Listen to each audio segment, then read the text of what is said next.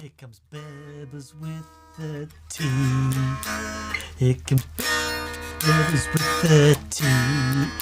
Bebbers with the tea, the green tea. Bebbers with the green tea. It's a Christmas show for the folks in the know who like to watch TPS in their spare time with the green tea. Hey everyone, welcome to That Pedal Show Live VCQ. Dan here. Mick here, hello. I want what you're on.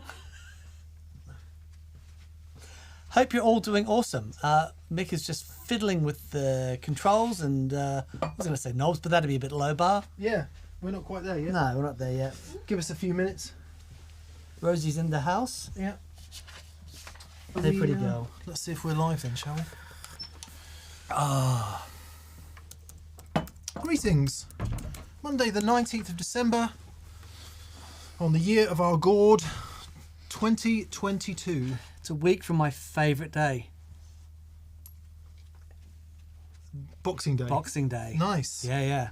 When it's all done All done and, and the you just relaxation sit back can in, begin. in an alcoholic stupor, Yeah. just sort of with various wafts of meat Yeah. and yeah, lovely. And you can say, I am now off duty. Yeah, 'Tis no longer my responsibility. it'd be lovely. Be lovely. Yeah, but what are you doing, Rosie? Welcome to Viewers' Comments and Questions shall be the last of this year. Rosie, please stop. Come on, Rosie Posey. Come up for a cuddle. Come on. Come on. Yes, come on, baby girl. She had a walk. Do you want me to hold that? Thank you, bud. She had a walk some time ago, Come on. There we go. so she's a little bit restless. Yeah, viewers, comments and questions. Welcome to those of you from around the globe Hey, pretty girl. who are here with us today. I'm just going to log in and make sure that we are actually on. Large amounts of thank yous to BV. Thank you, BB, for all of your help this year. You've been wonderful. Yeah, that was Dan's ventriloquism. I thought it was actually pretty. Pretty. It was pretty. That's my daddy.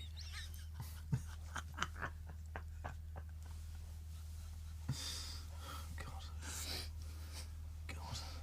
Hi, Bubby. Has he had his meds today? I think he hasn't had his meds. That's basically the problem, isn't it? Come on. Come on, baboon. Ah, she's very comfortable. There we go. Ah. There you go. That's enough of you, mate.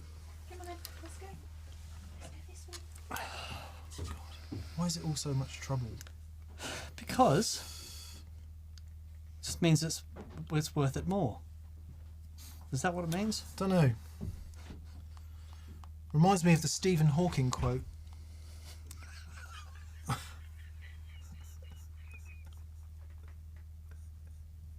Because I think in so many ways you could liken that pedal show to Professor... Was he knighted in the end? I don't know. Okay, well, don't know. let's say Professor Stephen Hawking, the noted astrophysicist among other things, who I think said the question that he asked that he could never answer was, why did the universe go to all that bother of existing? Okay. It's a bit like VCQ. I might have misappropriated the quote, so if anyone wants to chime in with the exact correct quote, that would be most welcome. Okay, welcome then to VCQ. We shall say hello to BV. Thank you for moderating, BV. Thank you, BV. And we're sorry we sent you two things you can't eat. Yeah. We'll do better. We'll do better. But be comforted in the knowledge that they were very nice things Yes. for those who can eat them. And BV very kindly paid it forward, which I thought was a That's nice lovely. gesture as Yeah, well. lovely. So, for all the love in the world. Mike2203, let's say hello to you. Lars Lillidahl, Byron Krause's big dog, Wim Jacobs, Woolly Fox, David Smith, Plexico is here. Duncan, hello. Tim Chalmers, Ian Vine, Matt Parker. We've got Atlanta, Georgia. We've got Forest Grove, Oregon. We've got Wales. We've got hello from Natoon from Sour 37. How are you, mate? We've got Tony London on. We've got John Prudhomme on. We've got James Blest on. Hey, James. Buzz Crumhunger. Jeff Harvey. Gordon Neal from Edinburgh. If you Mr. Witt from Sweet Home Alabama. Jeremy McCann. Ranzer. G'day, mate. Eagle Ray Rob. Amish Trivedi. Adam D from Albuquerque. Gordon Rankin's on. Awesome. If you're confused by the lighting, it's different. We're messing about with some stuff before next year, so it's a bit contrasty. So many comments saying that they don't like the lighting. There will be a few for sure. There's not. Groovy, let us headlong into Super Chai then. We do prioritise the Super Chats in these sessions, which I think we should probably turn off very soon. Yeah, I think so. Because, you know, Ferraris don't put their own petrol in them, Dan. That's right. That's right. Have you decided what you're having for dinner tonight? No. Okay. Why is that? I'm just wondering. I'm looking for inspiration. That's all. I see. Catherine's mother is with us. So, Oh, is she here already? yeah. Oh, She okay. arrived yesterday. So Oh, lovely. Hopefully, Catherine and her mum will be preparing a feast of untold finery for me to enjoy. Lovely. Or it'll be chips and salad. Oh, Ed at Airfire says, in opposition, I really like the lighting. Thanks, Ed. Yeah, I like it Yeah, too. it's a bit more contrasty. Trying to get the white balance sorted out, you know, but there we are. Yeah, we're going to turn off the Super Chais. Thank you for everyone who has Super Chais so far. Yes, let's see who's going to get the last Super Chat in for the year. Jim B is currently winning. Jim B. It was Brian Garcia. Tom Brumby. Now Jim B. Jim B, it's you. Jim B, Okay. it's you. Turn off, and then it will turn it back on again. Oh no, it has actually turned it off. If you're new and you haven't, Peter Highlander gets in with the last one. he's in. Well done, Sunshine. If you're new and you haven't been here before and you haven't turned off already, congratulations. Yeah. Right then. Nice monitor advert on the. Good. Hey, Great. weird. On this weekend's video, we had BMW, I think, and maybe like MasterCard or somebody. Really? Actually, it might have been somebody even better than BMW. It might have been like a really prestigious brand advertising on that pedal show. Interesting. I I was at, it says that BMW have got a place in Swindon. Yeah. And I was there just checking out a few things for my car, and one of the sales guys just went, "Hey!" No way. Yeah. What, do they do free cars for YouTubers? They do. Yeah. But I said, "There's no way, Sunshine. No way I'm having that." Yeah. You know. So I went straight to see it. I'd like one of those Mercedes with the gull wings. Could they swing that, do you think? I'm sure they can. I'll put in a good word. I know it's BMW, but it's all the same, isn't it? Right.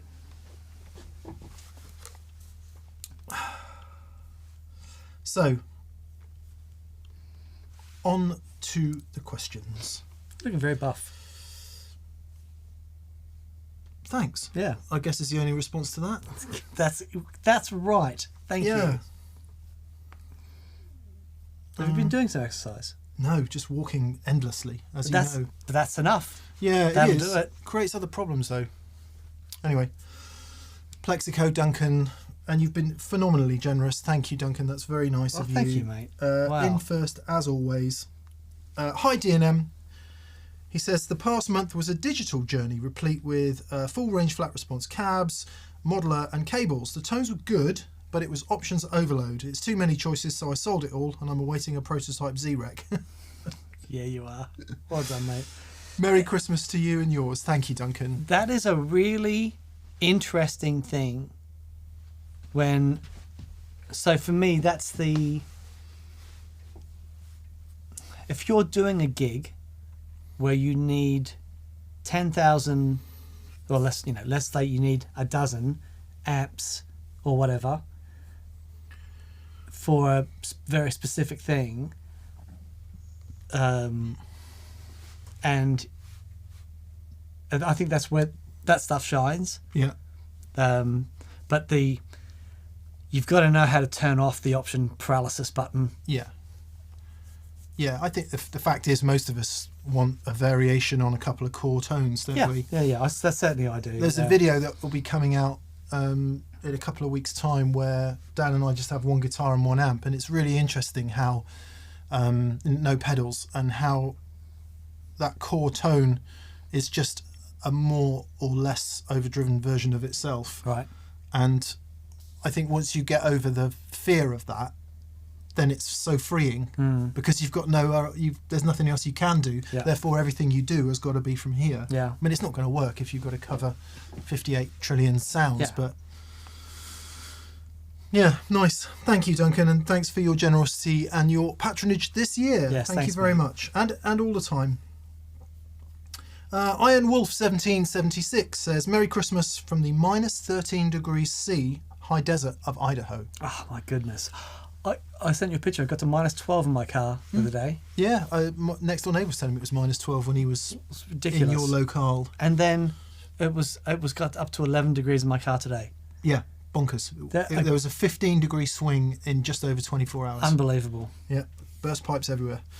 I love the episode on the JTM, the Marshall JTM 45, and the 1987X. We need more of the JTM, gentlemen. Please put that puppy to work.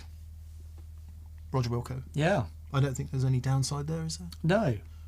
What's interesting is I tried it in my rig at the last VCQ and at the last experience day, and I didn't love it. Right. I thought I would, and it didn't. I just didn't connect with it. Yeah, I mean, it's a bit of a pressured environment, that, isn't it? But I haven't spent enough time with it. I thought Yeah. it'd be a really simple thing of, let's just plug it in, turn up, and get a basic EQ. Actually, no, I have to spend a bit of time with it to get it dialed in. I am currently in love with the Deluxe Reverb and the 2-Rock TS1. What a combination! Yeah, it's winning. Unbelievable. If only we could play that loud. Because the Deluxe Reverb doesn't work below 5. And 5 is too loud for... Is it really? Yeah. Last 3 gigs I've done, it would be not allowed. Well, pub gigs it's fine, but stage gigs, you wouldn't get away with that when it's not your gig, I don't think. If it's your gig, of course. But if it's not your gig and you're playing in a band, as I was... What about if you had a baffle in front of it, with one of Yeah. those D-Flex panels? A bit more. I was loud. I mean, certainly for the Ainsley gigs, I was louder than that. But yeah, maybe if you had a panel. Although actually, the person moaning most was the drummer, because I was in this really weird spot on stage where I was kind of in front of the kit and in front of the backing singers.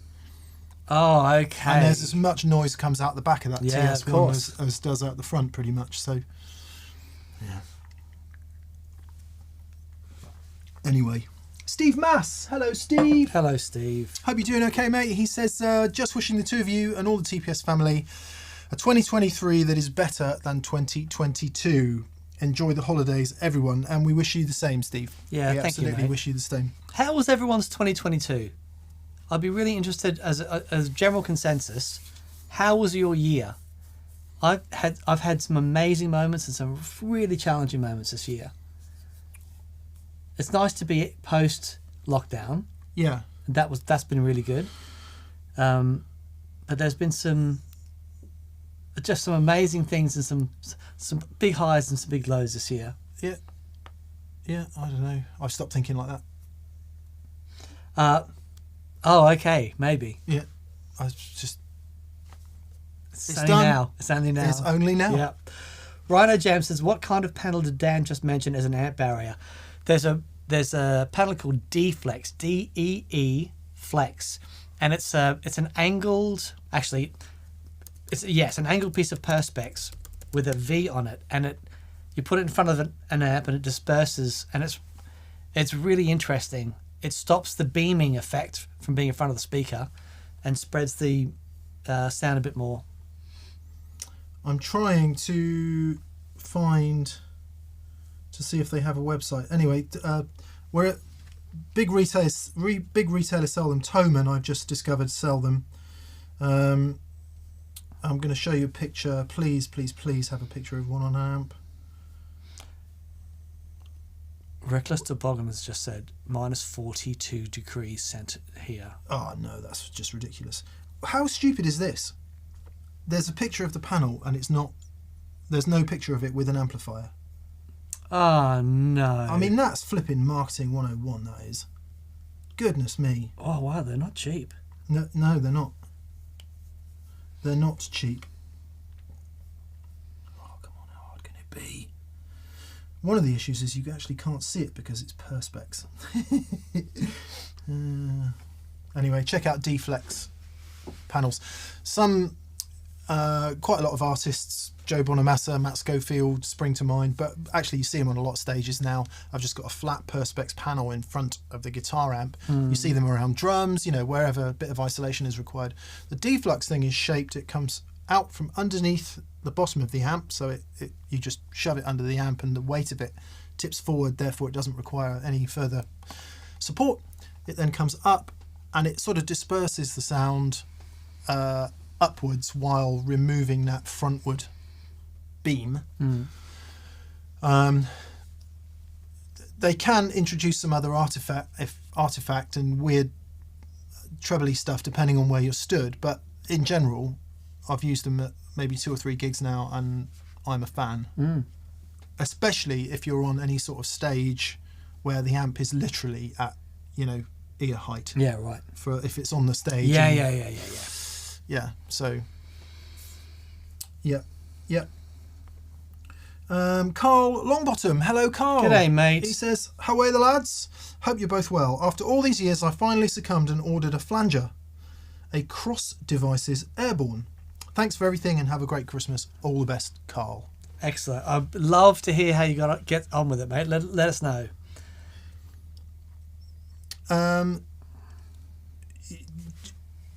Try it before and after overdrive as Yes. well. Dan likes his before overdrive, just for the record. Yep. Whit Anderson, hello Whit. He says, oh, I've got the wrong glasses on, mate. Tube Screamers have never found long residence on my board, says Whit Anderson. But wow, the Baby Poo Strat. Yes, okay. And the Gretsch sounded amazing through the Halcyon. I may have to give that one a go. Still coveting that 2-Rock. Much love from Woo. Yeah, Halcyon was I like all the stuff that Origin do. It's so well thought out. It's so well designed with all of the idiosyncrasies of passive guitar pickups in mind. Yeah. You know, it's really, really beautiful. This is what Whit's referring to as the Baby Poo Strat. It is actually Shoreline Gold. Should be Fire Mist, but it's Shoreline.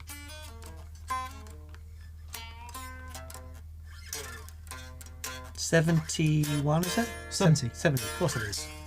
Why can't I remember that? Anyway.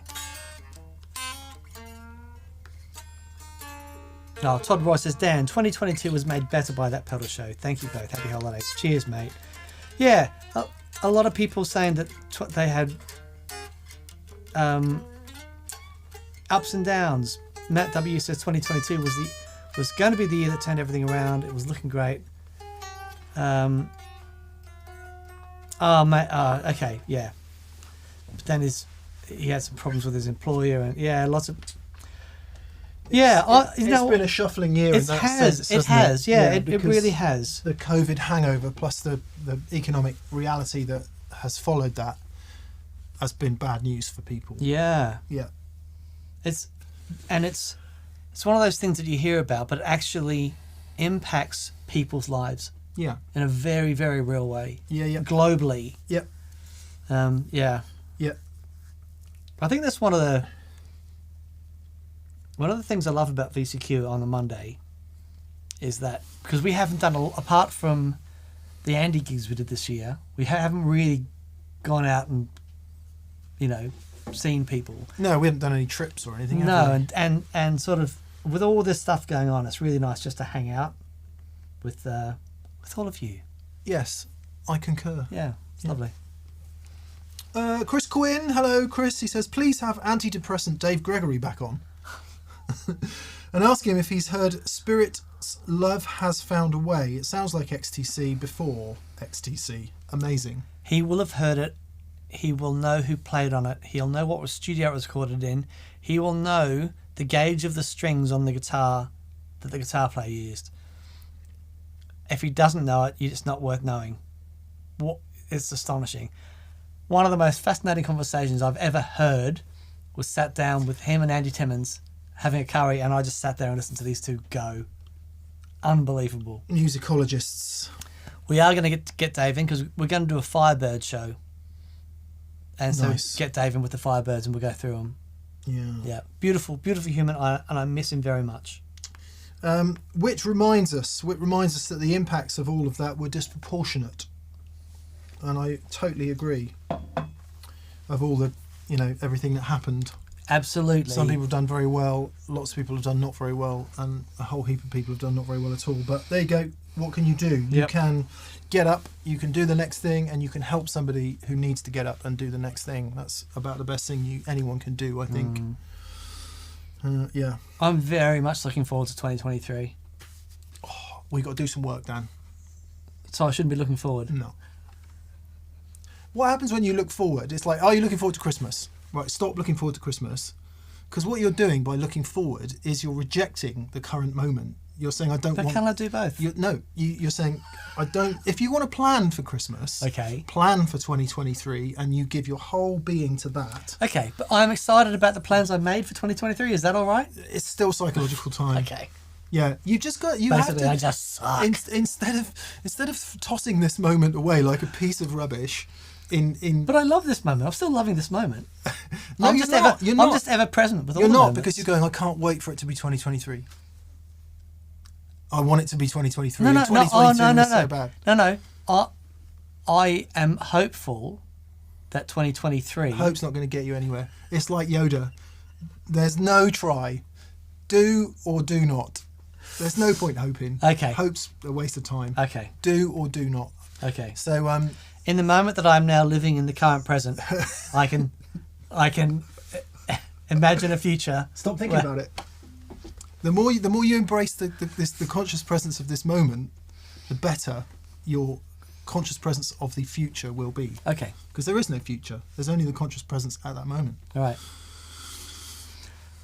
That was thought of the day. We should totally do that. Goddamn hippies. Tree hugging hippie crap. It has stopped me worrying about anything though. Being in that frame of mind, I no longer worry about a single thing. That's great. Nothing. Well, I've just finished. Which isn't to say you shouldn't plan, right? Yeah, it's yeah, not, it's totally. not like, hey, just don't worry about anything and Yeah, let yeah. it all go. It's not that at all. It's about be effective in every single thing you do. I've just finished Sam Harris's Waking Up, Nice. which is really I haven't- on point. I haven't with all delved that stuff. into him yet. It's really interesting. Nice. Yeah. And of course, the worst thing is a person who thinks they're enlightened trying to point out that they're enlightened. It's bullshit. You can't do that either. That is equally egoic and all of that. So I want to acknowledge that for those of you who see it. Dan Herbert. Hello, Dan. Hello, Dan. He says, I'm just bragging. I spent my birthday on Saturday hanging out at Elderly Guitars in Lansing. That is a cracking place. I got to play a 65 Strat through a 57 Champ. Oh, come on. That's a bit Clapton-y, isn't it? Rosewood board notwithstanding. Although, yeah. He says, fantastic store, fantastic day. Happy holidays, guys. Wonderful. Indeed. That's so great. And to you, Dan. Thanks so much. Sultans of Swang, says Ranzer. Hello, Ran. That was some board you put up on Tuesday. Some board. Oh, yeah. Which one was that? On Tuesday. Was it the Cestus, maybe? On the on the It would have been NPD on Tuesday. yeah. That was We forget because they're a week out in our consciousness. You see. yes. Uh, But we can't look back. Was it the Aklam? Was it that week? Was it that this week? The Woman Tone? I believe so, but we can't look back. No, you mustn't. No. Well, yeah. hang on. It was. Yes, the acclaimed Acestus. Yeah, that's another guy. What did we have? We had the Maestro Agena, Mythos Cestus, Acclaim and the Tone, Bucket and the Brigade. Bucket Brigade. Yeah, a couple people said it in the comments actually. I was all ready to poo-poo the woman tone. Because I'm like, hey, what's wrong with just rolling the tone off on your guitar, man? In that sort of, hey, man, just get a Marshall and crank it. I was going to be that guy for a second. Right. And actually, it worked fantastic. Yeah. I think those guys do, or girls, whoever's there, there's a phrase that we talk about a lot, the amp in a box thing, and Mick and I aren't really, it's not an amp in a box. It can't be, because you don't know what's going into at the end. Saying that though, I think the Acclaim guys get as close as anyone does to nailing it. Yeah. There's something that they fundamentally understand about getting an amp tone in a pedal into the front of another amp. Right. It's really interesting. There's a couple of people moaning about buzz. I remember I took the kids to see when they were little. It was Toy Story 2 or 3 or something, and Buzz Lightyear was in peril, and Zach was in the movie. Oh, he'd just been beaten up, and Zach was Buzz, and he was freaking out. We had to take him out of the cinema. He was so upset. That was my. Bit of housekeeping on there for you. Okay. The background noise is just the mics are gained up so much, it's picking up various fans and stuff. We need to get some noise reduction circuitry for all of that. Okay. Yeah, it's picking up. There's a couple of things. We've got fans and there's a boiler running, and it's picking that up. So Really? yeah. Wow. I mean, if you listen, you can. I can hear it. Yeah. quite But it's clearly, like, yeah, okay. yeah. And if you add 50 dB to that, it's, Yeah. or however much it's being gained up. Yeah, I've got some work to do on all of that.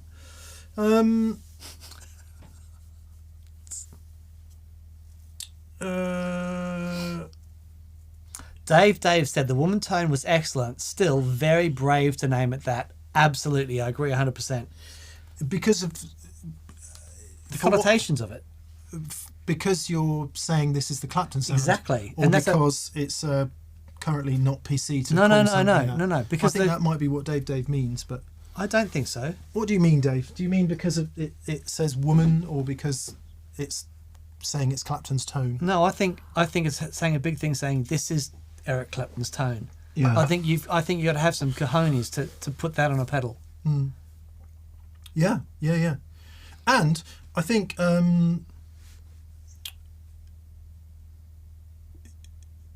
I've just done that thing. That's what I do. What it does is it also potentially puts a load of people off. Of course. And it's way more versatile than that. It was because I've never really been. I wasn't. Dynamo Hum, says KC Cole 4001. That's a Frank Zappa reference. Nice. Because I was never. I don't really know that music, and when I hear it, I go, "Oh yeah, it's amazing," but it's not part of my like personal zeitgeist. You know what I mean? It's not in my vocab, and so when I see it, I'm like, "Well, that's obviously not going to be for me." Yeah. Whereas if it was called Mid Thunder Thor, But if it was called The Dream It's Over, you wouldn't buy that either, because you're like, no, sacrilege. Absolutely. You must not go there. Yeah. I'd be emails. Yeah. I'd be going, excuse me. Stop that. Just exactly. Neil is mine, not Yeah. yours. He said so. Yeah. Anyway, Ran continues to say, I wish someone would dislike me as much as Dan dislikes the TS clones. It's multi-layered, that. I love it. Very good. And he continues. Ranzer continues and says, I want to wish you D&M and B and K, which would be Daniel and Mick and BV and Catherine, the whole wonderful TPS family, happy holidays, and a wonderful 23 full of music, gigs, NGDs and friendship. I envy us. Couldn't have said it better. Thank you, mate. How couldn't have said it better. Yeah. Wyatt Knox. Hello, Wyatt. Just to sorry, kind of there. Dave says, I meant what Dad said. Oh, okay. Dad. Dad. Wyatt Knox. When looping a rhythm and playing lead over it, I find the sound gets muddy when using only one amp, especially with any real volume. Any suggestions? So it all depends on how much headroom the amplifier has.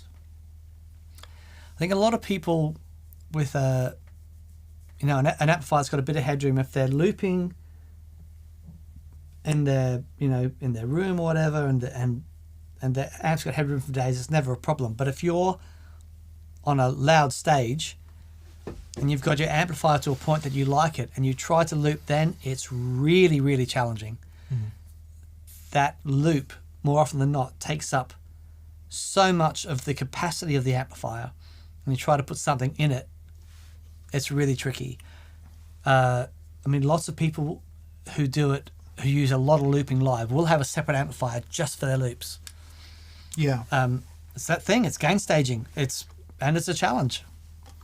If you're not out playing live and it's not in that environment, it could be slightly more prosaic than that.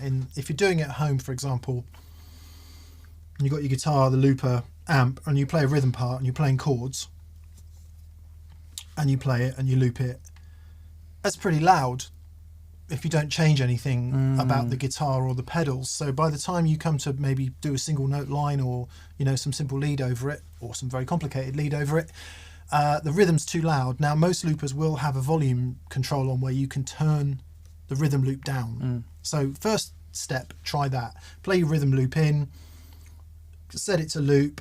If it sounds muddy, turn the rhythm loop down. You could also turn your amp up if you wanted. Or stick something like an overdrive pedal or an EQ, but preferably an overdrive pedal, before the looper, and then play or a boost or whatever, play your loop through the looper, and then when you've told it to play, not loop anymore, switch your overdrive pedal on and do that. Yeah. And then only the stuff you play over the top will be overdriven. Your loop will still be unaffected. If you did it the other way around and you put the overdrive pedal after the loop, then it would overdrive the loop as well. But put it before the loop, switch it on when you want to do the lead. You can have a more focused tone which will poke out of that rhythm guitar. Brilliant. Nice. I enjoyed it. Did you like that? Yeah. It's like my head's a... If we were like Channel 5 or someone, we could have someone doing motion graphics to the swing of the pom. It's like Elvira. Yeah, and you could be drawing out some amazing circuit. I like it. Yeah. I like it. Yeah. I nearly bought a hand wide tube screamer yesterday, Dan.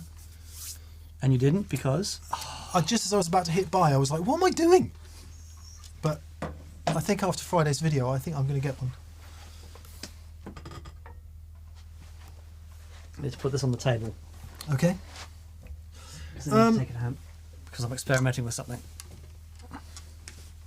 So yeah, Wyatt, before you dive down the complication of ABYs and 2 amps and all of that, just try that basic thing to start with. All you want is your solo sound to be louder and more different than the rhythm sound. Yeah, but what Mick said, by instead of boosting the solo sound, giving the amp, more to work with, or actually less to work with, by reducing the rhythm sound, the amplifier will deal with that a lot easier. Good luck. Very good. Non-aligned. Is there any effects, or are there any effects that you adore the sound of, but simply don't enjoy playing through? That is a great question. All the stuff I don't understand. Harmonizers. Various granular loopers. I hear all that stuff on records and I'm like, what a sound. Yeah.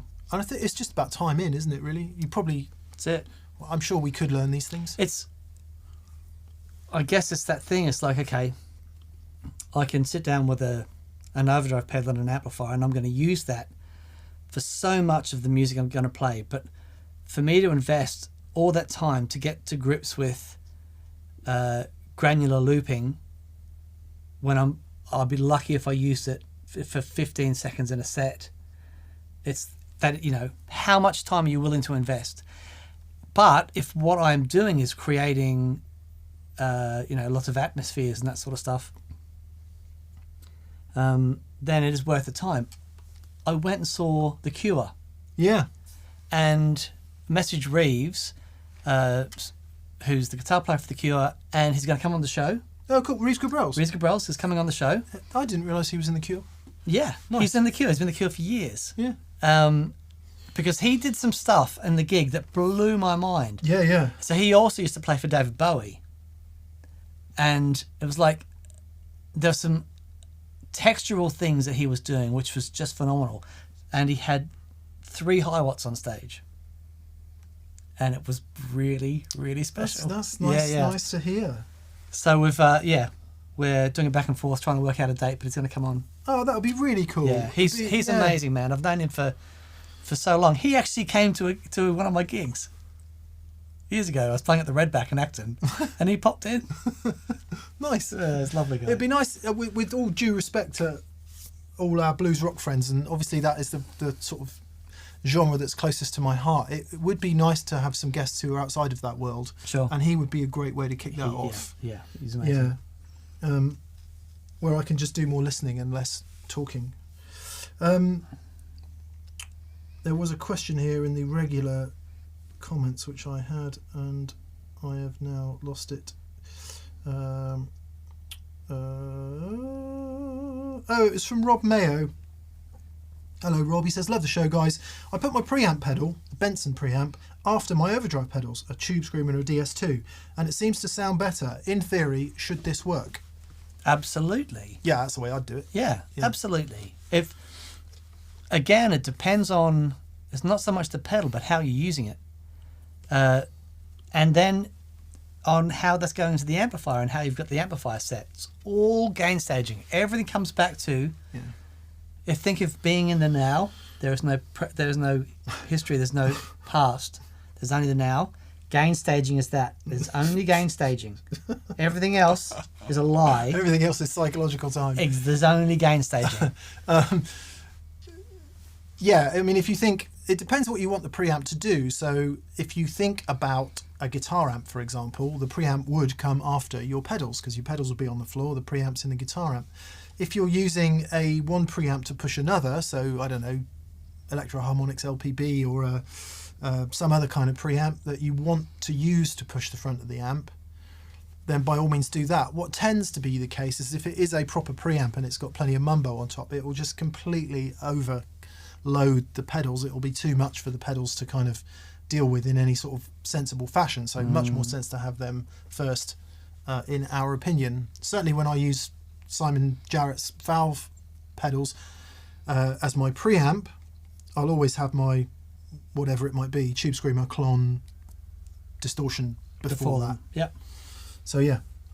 Anyway, the question was, any effects that you love the sound of but don't like playing from non-aligned?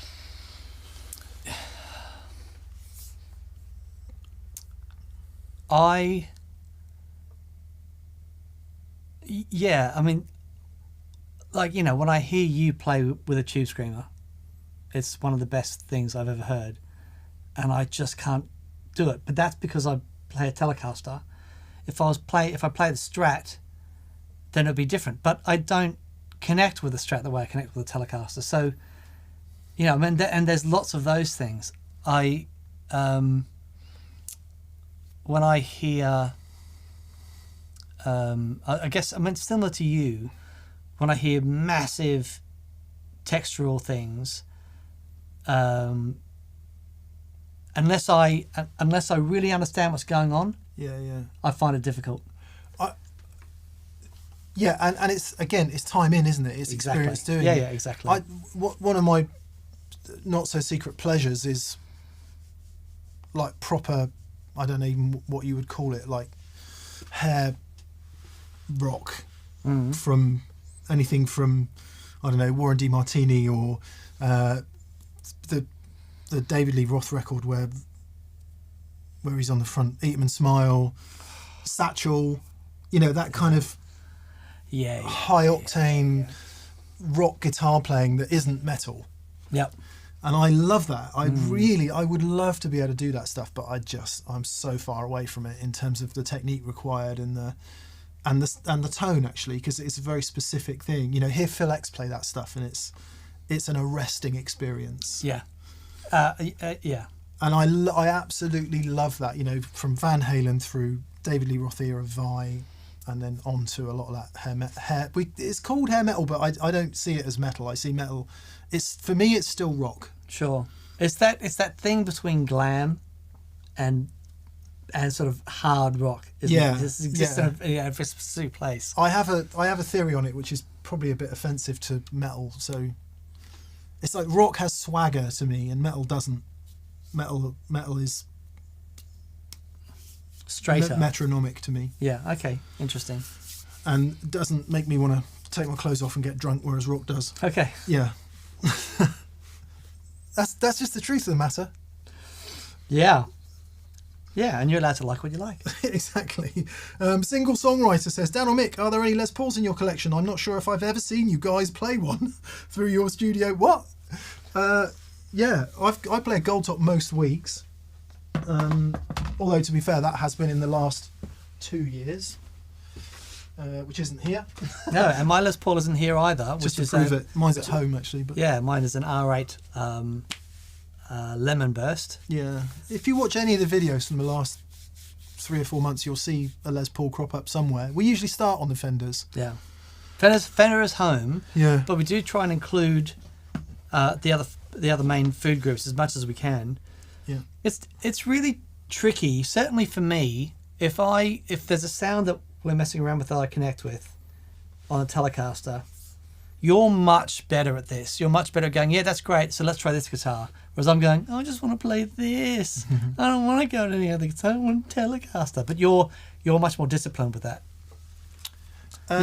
Mature. Yeah, I guess because I know that people start moaning, don't they, if we don't show a variety of guitars. But there's one guy over the weekend, too many Fenders, I'm out.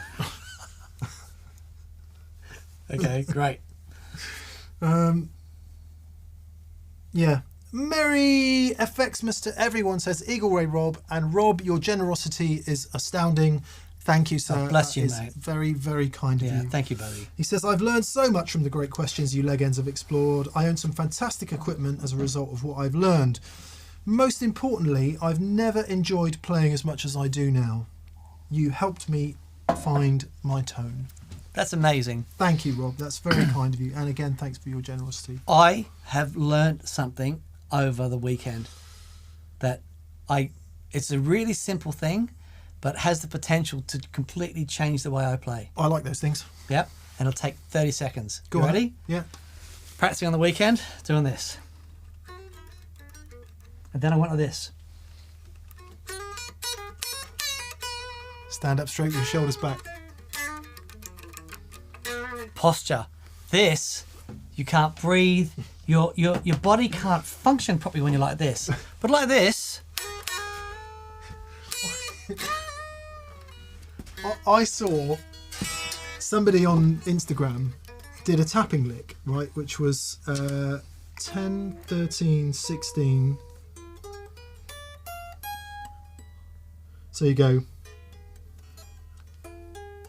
Oh, the notes would be, you need loads of distortion, obviously, because you've got to play it legato.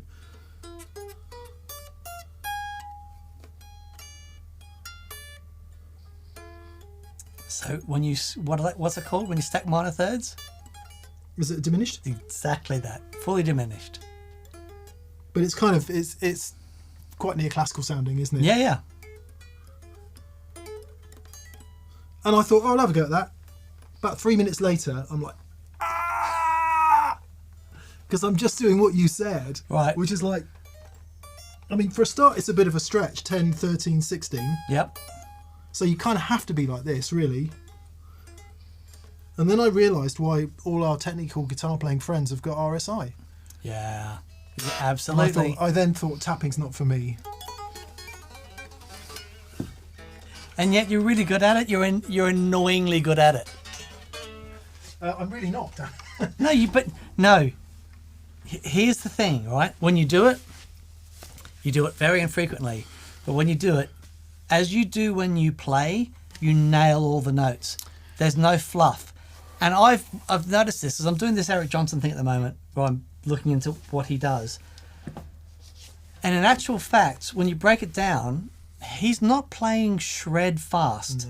But what he is doing is every note is so clear and so in time. If you record it and look at it, it's like, it's incredible. And that is what gives you this, there's a sense of, you think it's really fast, but it's not. But it's on. It's so If you add the magic 335 milliseconds delay. There you go. But the thing is, what you have with that is all the notes you play are really on. So that's why it sounds like when you do it, you go, I'm really not good at it. Actually, you are. It sounds. You can't say you're not good at it or good at it. It sounds great. The reason it sounds great because all the notes are on. Oh well, that's kind of you. It's a question of degree, isn't it? Paul Stacey dropped in today. He dropped his pedal board off for Dan to do, and he came in and had a cup of coffee. And I said, "Oh, all right, Paul, how you doing? You know, you playing much?" He said, "Yeah, playing a bit more actually." He said, "But, you know, I did loads of producing, and your ears get really good, and you get you tuned and mixing and stuff, and then you realise your guitar playing's completely gone." Right. And I'm going, never is your guitar playing ever going to completely go. And he's like, and unless I play 2 hours a day, well, you suck, don't you? Yeah. And it's just no good. And I'm like, I haven't played 2 hours this week. Yeah, no, I'm discovering that at the moment. But that's the difference between us. It's what I mean about the degree. He is in a world where his expectation of his playing is so high. Is impossible. Yeah. Yeah. That must be like carrying a 50-ton weight around with you. Yeah. To expect that much of yourself the whole time. It's why he's brilliant, probably. Yeah. But my God, it would be a difficult space to inhabit, I think, because you'd never be happy. No. A very dear friend of mine, Mark Johns, who's the most extraordinary guitar player, was, I think I mentioned this to you, my first ever gig with customer, played for Ray Davies, like first call, London session guitar player, astonishing guitar player, great guitar teacher. And he played me this session that he'd done. And he was doing this Django Reinhardt, Stefan Grappelli thing. And he said, "Oh, look, check this out." And it was eerie how close he got to it. And he said, I'll show you what I did to get this. He started pulling out these pictures. He's studying the way Django Reinhardt holds himself when he plays guitar. And he went to this nth degree. And I'm hearing it, and I'm listening to what comes out, and I went to him, "You must be the happiest guy in the world being able to play that." And he just went, "Oh, well, I'm pleased I was able to do a good job for him." But you know what I mean? If I pulled out something like that, stick a fork in me, I'd be done. Just play that at my funeral, just to show the world, look what I did once. But it's those players who are at that level, and you're exactly right. That is the expectation that they have. Yeah, and their definition of good and acceptable. Sure. Yeah. I've got to move on from Very that. interesting. Omer Rabinovich says, "Hi, Mike and Dan. Rhett Shaw says PRS guitars lack mojo. Do you have an opinion on that?" I think it depends. For me, it depends who's playing them. Yeah, there's nothing that lacks mojo about David Grissom. No, and the DGT. If what you're saying is so you could say that the PRSs are built to an incredible specification, with exacting standards of finishing and testing, which some people might find them clinical. But if what you're after is like an amazing, consistent, no dead spots, it's what one person will find really inspiring, and what someone will find not so. Like, I'm trying to do some stuff on the vintage telly at the moment, and and it's an amazing guitar, but there are moments I'm going, it'd be so much easier on red. Really? Yeah. That is interesting. That is interesting. Yeah, you got to use the guitar for what it's good for. Yeah. haven't you, for what it does to you. Yeah, and then I guess Mojo is all tied up with. Oh God, let's be controversial and say all of the music that's changed the world and has been important in rock and roll history has been made on Fenders and Gibsons and Gretschers and Martins and maybe a handful of others and certain and very close derivatives of those. So bear in mind PRS has only been around since 1985. All the best music was made before 1973. So according to was it Q magazine? I can't remember. Okay. I think they said it was pinnacle music year was 72 or something, Oh, wow. and it all got worse after that. I told you my experience that I had when I was doing my kitchen up. I thought I'm going to put on some music from the 70s. And I said, play all the hits Yeah, from the 70s. And it was an absolute cavalcade it of was bad. just I don't agree with that viewpoint, by the way. horror But show. A lot of the reason that people pick up guitar is because of our classic rock greats and blues greats, and they tended to play Gibsons, Fenders, Gretschers, Epiphones, Martins, all the guitars we know from that period, and maybe a handful of others, K's and Harmonies and stuff like that, maybe. So yeah, PRS comes along in 85. After that, a very modernist approach, even though it's still so you're not getting all of that rock and roll history with the brand. So that could be what he means by that. But Yeah. But again, I just think it's down to who's playing them, isn't it? It absolutely is. And when you meet Paul, you'll never meet anyone more passionate about getting a guitar to do its thing. There's nothing cynical about his approach to what he does. You know what I mean? Whereas you can, if you've got a decent CNC machine and you get some decent timber, Yeah, and what you care about is knocking something out for the cheapest possible price to make the most amount of money, yeah, and there are people that could do that, but he certainly isn't one of them. yeah, yeah. He's passionate. he is passionate. He really is. Chris Robinson in the house, says Plexico. That will be pedal porn Chris Robinson, I expect, not Oh, lead cool. singer of the Black Crowes Chris Robinson. Both are welcome, of course. Indeed. My Les Paul having appeared on stage with Chris Robinson many times. There you go. Because it was Paul Stacey, who was touring with the Black Crowes. Just want to drop that in there. Harrison Vaughan. Harrison, who has now been to 2 Experience Days. Harrison says, from the Andy Timmins gigs to the Experience Days, you guys have never failed to inspire. Hope everyone at TPS has a good break. It is thoroughly deserved. See you in 2023. Oh, cheers, mate. Thank you so much. We And- will indeed, Harrison. Yeah. We're going And I must say, you're pretty inspiring yourself, young man. Did some really like the direction that you're going, and what's coming out is pretty inspiring, bud. nicely said, man. Yeah. We might use Harrison as a bit of a guinea pig for a new format for a show where we get an actual human in and do their board. So Perfect. Harrison, we've sort of decided we're going to guinea pig that one on Okay. on Harrison. I like that. With no disrespect to guinea pigs or pigs in general or anyone from Guinea. Elias Blum. Hello, Elias. He says, I'll look back on 22 as the year I discovered TPS. Ah, well There done, you go. mate. We'll allow you that psychological time. Who'd, who'd believe a channel featuring ape-like men making loud noises could be the purest outlet of joy and inspiration on the internet? Truly, thank you. Oh, buddy, bless that's you, very man. kind. That's Thank kind of you to say. I'm happy with ape-like. Are you? I'm happy with anything Homo erectus.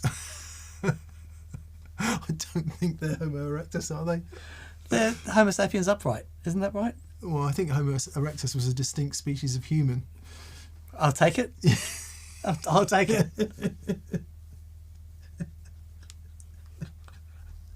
You love Homo erectus. Merry FX Musky, says Elliot Green. Hello, Elliot. Elliot also came to an Experience Day. With confidence from an Experience Day, I got down a 3-song set list. Need Your Love So Bad, Bad Penny by Rory Gallagher, and Fire and Water by Free. Well, pretty awesome stuff going on Awesome, there, mate. mate. That's great. It was for my first ever jam night, but the pub was sold off. I'm gutted. The next gig, mate. Yeah. Come on, all eyes on the next gig. Yeah, totally. It will happen. It will happen. And the work you've done is not in vain. Saying that to Dan today, Dan's putting some serious hours into playing, and he had a bit of a glum face on today. He's like, I'm not getting anywhere. I'm like, you are. That's very kind. That work may not be manifesting at this point, but it will.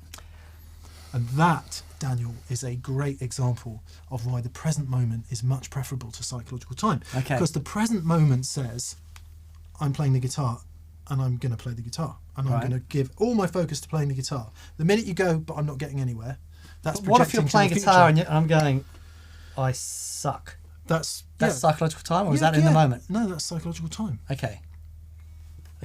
As opposed to just going, here's a note. Concentrate on what you're doing. Okay. The minute you're thinking that you suck, you've identified with form and you're in your head and you're comparing yourself. I think there's something in that for everyone. Yeah. Don't worry, I'll get over it.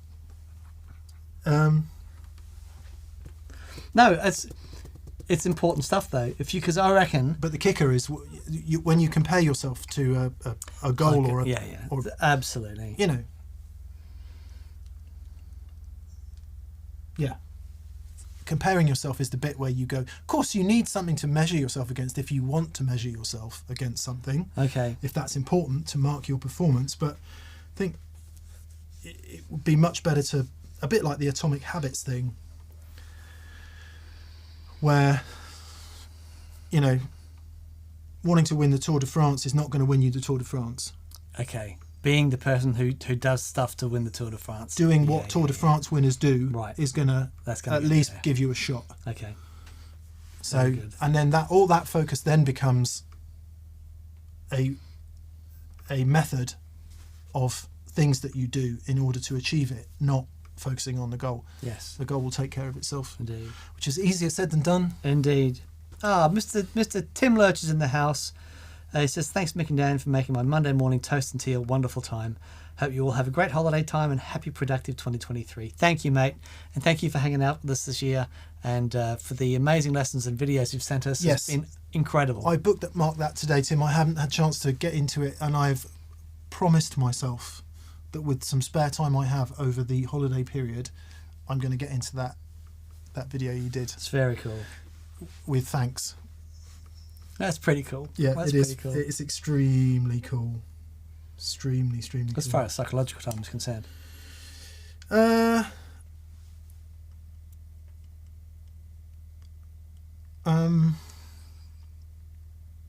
Yeah, I know. I think you can say I like that. Okay, that's all right. I like that, and I'm going to give some time to doing it. Because that's planning. That's planning. Okay, Yeah. all right, great. But what you don't do is go, oh God, I wish I could give some plan to do it, but I've got to pick the kids up, and then I've got to drop the dog off, and then I've got to do all these things, and there's no way I'm ever going to be able to do it, so I'm not going to do it. Right, in that voice. Yeah. But that's what I used to be like. Well, yeah, and it is remarkable the change. You know what's interesting is that the stuff I've love about you man. was always the same stuff. Have we got any background music? You know, hang on, yeah. But you know what I mean. All that stuff is always the same stuff. There's just less of those moments to the point that where they're. I hate to use the term eradicated, but you don't see those anymore. What are you saying? I was a pain in the Jackson. No, you weren't. But there were things that when you were triggered, Stress monkey. you would stress out, and then that would. Not doing it. Yeah, it's amazing. Not doing it. Lionel Messi, says Pedro Toledo. Who's that? Dan and I are more Lionel Blair men, to be honest. No, congratulations to Argentina, who won the footballing Oh yes, soccer World Cup yesterday. Had a kickabout. It was a really, I mean, as you know, Dan and I are not soccer fans, but I watched it. Did you? I watched most of the second half, and Right. it was like a game of football should be. Okay. Scoring goals, running about, Right. passion, some other stuff, penalties. Right. Penalties. Did it go to penalties? Yeah. As every World Cup final should. Yeah. There's a French player called Mbappe, I think his name is. Right. My goodness me. I have in the past criticised penalty takers. Because for me, and I've made the analogy that it's like standing on stage at Wembley and playing an E-chord. Okay. It's pretty, Basic stuff. With Brad Paisley, Eric Clapton, Albert Lee, Sheryl Crow, Dave from down the road. It's quite a pressure environment, right? Yes. High pressure environment. Yep. You got the crowd baying at you. I mean, you haven't got half of the crowd baying at you to get it wrong, to be fair, which is what it is in soccer. But it is quite a high pressure environment. Mm-hmm. And I'm surprised that as many miss as they do. Mbappe, Banging them in. absolutely clinical. Right. Even I was impressed with the art in that man's football playing, Dan. Nice. There you go. I'll stop talking about football now because I Okay. know it annoys the football fans among you. But yeah, it was good. It was good. Good. I'm glad you enjoyed and it. Pedro, Toledo, Lionel Messi, indeed. With Ooh. condolences to France. Eagle Ray Robb says, who would win a World Cup between Fender Custom Shop and Gibson Custom Shop? Oh, I'm sorry, but I've got to say Gibson Custom Shop. Paul So- brought his 355 in today. Right. Have you seen I that? have. Oh my God. It was one that was made for Noel Gallagher. And what a guitar. Yeah. What a amazing guitar. So with Gibson Custom Shop, what would you have? You'd have SGs, 335s, 345s, 355s, you'd have Les Pauls, you'd have Juniors. You've got you might even have a Explorer and a V, a 175. What would you have in the Fender Custom Shop? Strats, Tellys, Jags and Jazzes and Ps and Js. Interesting. Yeah. Okay. Yeah. I concur. Yeah. Yeah.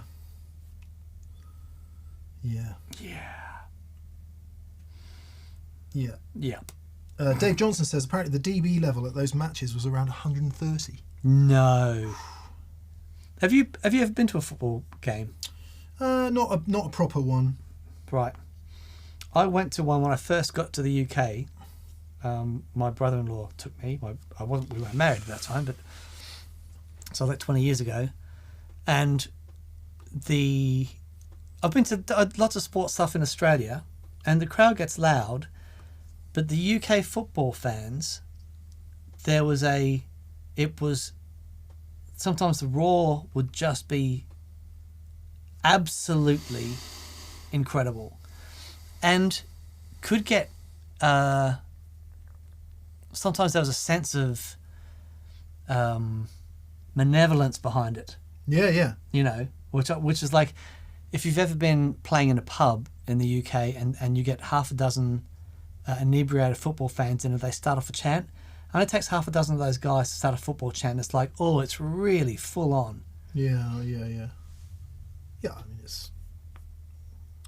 Yeah, I'm sure many books have been written on it. Right. Tribalism and Okay. identity Yeah, and yeah, cultural Right. attachment and all those things. Yeah. Right. David Monks. Hello, David. Hello, David. He says, I've been out of action for 5 months with a broken arm. Oh no. After physio, I finally went back to gigging this weekend. The videos cheered me up, kept me going throughout, so thank you and happy Christmas. Oh, well done, buddy. And to you, David. Glad to hear that you're back on the horse, as it were. Has anything changed? Are you finding things more difficult, easier? Has it forced a change that maybe is... One interesting thing about anything like that, any adversity, is it can just push you down another path. If you're brave enough to do it. Those things are really interesting. Like Dave Kay when he broke his wrist and had to switch handedness. Yeah. Yeah. Actual. Amazing. Etc. Anyway, nice to hear from you, David, and thank you. David Burke, hello, David. Hey, David. Also came to an Experience Day. He says, wishing you a Merry Christmas and a Happy New Year. Hope Santa brings you an SG Mick and presumably another telly for you, Dan. I'll wear Randolph on Christmas Day, my first family Christmas in 3 years after COVID isolation. Lovely stuff, mate. Hope you have a lovely time, David. Yeah. I have been furiously Googling SGs, actually. But, Sometimes a picture is taken of an SG and it just catches a certain angle and a certain light yeah. where it is the most beautiful guitar ever made. The only problem is, I know what will happen. See, if I there was a couple of 61 reissues for like 1200, Really? and I know that if you get some pickup, or the pickups might be fine, but once you find the pickups that work for you personally, get the thing set up as you want, as long as the neck shape's right, that guitar's going to be cracking, because there's not much on the chassis of an SG that's that complex, really. Sure. And I know I'll be happy with that. Mm-hmm. But I'll know that every time I look at it, I want it to be a custom Yeah. Oh, yeah, yeah. Pelham Blue. Pelham. Yeah, yeah. And unfortunately, they don't exist below $4,500. And that doesn't make any sense to me for an SG. Yeah. It would do if it was going to be your main guitar forever. Yeah. But as someone would say, oh, I pull out the SG every now and then. Yeah, it's interesting. And it's pure gas, by the way. So all that talk of psychological time, I'm well aware of that. It's just pure gas. I am in the very privileged and peaceful position of now owning guitars that are just I never ever thought I'd own. Yeah. Do they do a Murphy Lab SG? They flipping do. Lee had one a couple of weeks ago with a grand off it as well, but it's still 4.8 or something. And it was over heavy. It was too heavy. Really? Yeah. It was really. It was. I would expect them to be really light. No, it had a Bigsby on it, so that adds a bit. Oh, but okay. The spec was like, I think it was £7.5. Right. And That is. You don't. That's- You yeah. don't want your SG that. I don't think you want your SG No. that heavy. But anyway, sorry. Maybe Santa will, David, or maybe I should just get over it and play the amazing guitars that I have. Do you have a hanker? I still think we should get you a jazz box, or you should get a jazz box. I would really like a jazz box. At the moment, I'm so deep in Tallyland, Yeah. and there are things I'm finding I really like about it. There are things I'm finding even more challenging than I'm finding. I go in and out of love with neck pickup stuff on the Telecaster. Most times I absolutely love it, but sometimes I just wish it did a bit more. Yeah. I'm Anyway. the opposite. I dislike it most of the time and like it some of the time. Oh, interesting. On Okay. the telly, yeah. Yeah.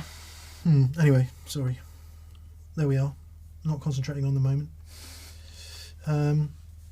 Andy Cooper, I picked up an SG Junior recently. It's taken some getting used to the flimsy feel compared to a Les Paul Strat telly. Yeah, I know exactly what you mean. They're quite flappy. I love that about them. Right. Because 61 spec, then it's quite shallow and wide. Whereas into 64, I think the necks get a bit rounder, and then as you go on through the 60s and into the 70s, they get narrower. And I'm not so much a fan of that, like the one that Malcolm lent us. Sure. It sounded fantastic, but the neck Incredible. was just too small. I've never seen so much variation on necks as I have with SGs. Right. I don't know, I would assume they'd be the same with Les Pauls, but not that I found Les Pauls consistent, because obviously there's differences, but the differences in SGs, year to year, is astonishing.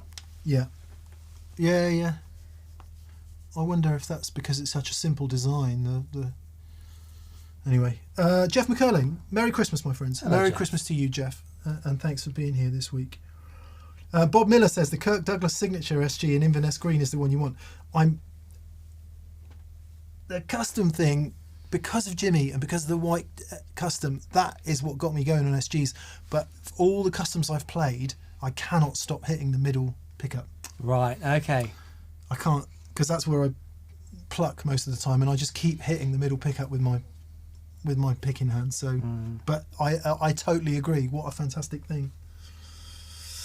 Ian Mara said, did anyone mention Pete Thorne wants to meet up with TPS? Said on his show last night. Well, that's awesome. Well, let's do that. Oh, hopefully he gets back out to the UK. He's doing a lot of touring. So, of course, we love Pete. It'd be great to see him again. He would be most welcome here. Yeah. Yeah, I'll send him a telegram. Yeah. Well, we've got Pete's details. Let's reach out and make that happen. Yeah, He it's awesome. is such a great person. Is Pete Thorne? Yeah, he's amazing. Yeah. La la la la la la. Yes. Good luck, David, and David Burke, who has a gold SG custom shot. Lovely. Isn't it amazing? Christian Moller. Hello, Christian, from Denmark. Hello, Christian. He says, Mick, if you didn't have your favourite modded TS, which TS pedal would you buy? Of the ones we had on Friday, actually any of those were killer. I thought the Moxie was particularly good. Yeah. Because it did the standard. Someone said in the comments it's more based on the TS10, which might be true. I don't know, but it did a very good impression of the 808 with the kind of mid forward roll off a bit of high. But in its pushed mode, in the higher gain mode, it was super dumbly, wasn't it? Yeah. With the 335, that was a lovely thing. The Halcyon is fantastic. Certainly wouldn't get rid of that. The Plumes by Earthquaker is amazing. The aforementioned, which we mentioned in the show,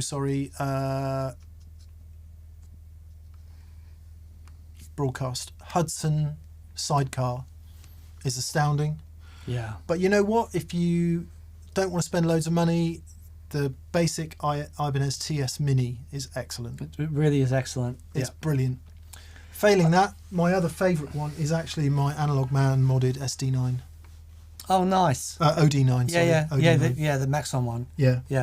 Beautiful. Yeah. But honestly, any of those ones we used, Christian, in the vid, I thought they all sounded super good. The thing for the TS Mini is if you plug the TS Mini in and you fundamentally don't like the sound of it, you're not going to like the sound of any of them. No, I think that's right. You know what I mean? It's just that's the tube screamer thing. Yeah. There are elements around that you might be able to move here and there, but fundamentally everything like that TS Mini, if you can get that to sound right, if you like that, then you're in the ballpark. But if you don't, then look elsewhere. Yeah, that's good advice. Gargantua says, dearest D&M, new dog day last week. Oh, fantastic. Congratulations. As you know, Dan and I are canine fans. If your pups were guitars, what would they be? And then he says, happy Christmas, see you in a month or so, perhaps with a fine Kentucky bourbon in hand. Jason from Louisville, Kentucky. Well, we look forward to welcoming you, Jason. And, indeed. Bourbon for breakfast. It's been a while since I've had a bourbon, so let's do that. Okay. So if Zig was a guitar, what would he be? Okay. Ziggy would be it's something beautiful, small, compact, and cranky with the tuning. An SG Junior. Yeah, he'd be a new old stock. Amazing, super fun, but a bit cranky with the tuning. Yeah, a white custom shop Junior. Rosie would be. So Rosie is a Cocker Spaniel crossed with a Springer Spaniel. I think in North America you might call them Field Spaniels. I'm not sure if I'm completely right about that. Cocker Spaniels tend to be more the show ones in North America. Anyway, Rosie's a working Cocker Spaniel basically. So she would be an absolutely rock solid working guitar. So let's say nothing complex. So it would be either a Telly or a Junior with a built-in truly beautiful disaster pedal which triggers when you least expect it. Brilliant. So my dog is Ziggy, and Ziggy is a multi-poo. And this is Ziggy, if you haven't seen Ziggy before. You stand in front of the camera, mate, it'll get rid of me. Oh, there he is. Yeah, little guy. Lovely things, aren't they? Lovely things. Congratulations on the new dog, anyway, Jason. And we hope you enjoy that. Mike 2203. G'day, mate. Okay, Dan, what amp types are A and what are AB? I think you mean Class A and Class AB, maybe, Mike. In articles about Marshall amps, this topic is mentioned frequently, but it goes over my head. Thank you very much. Okay, so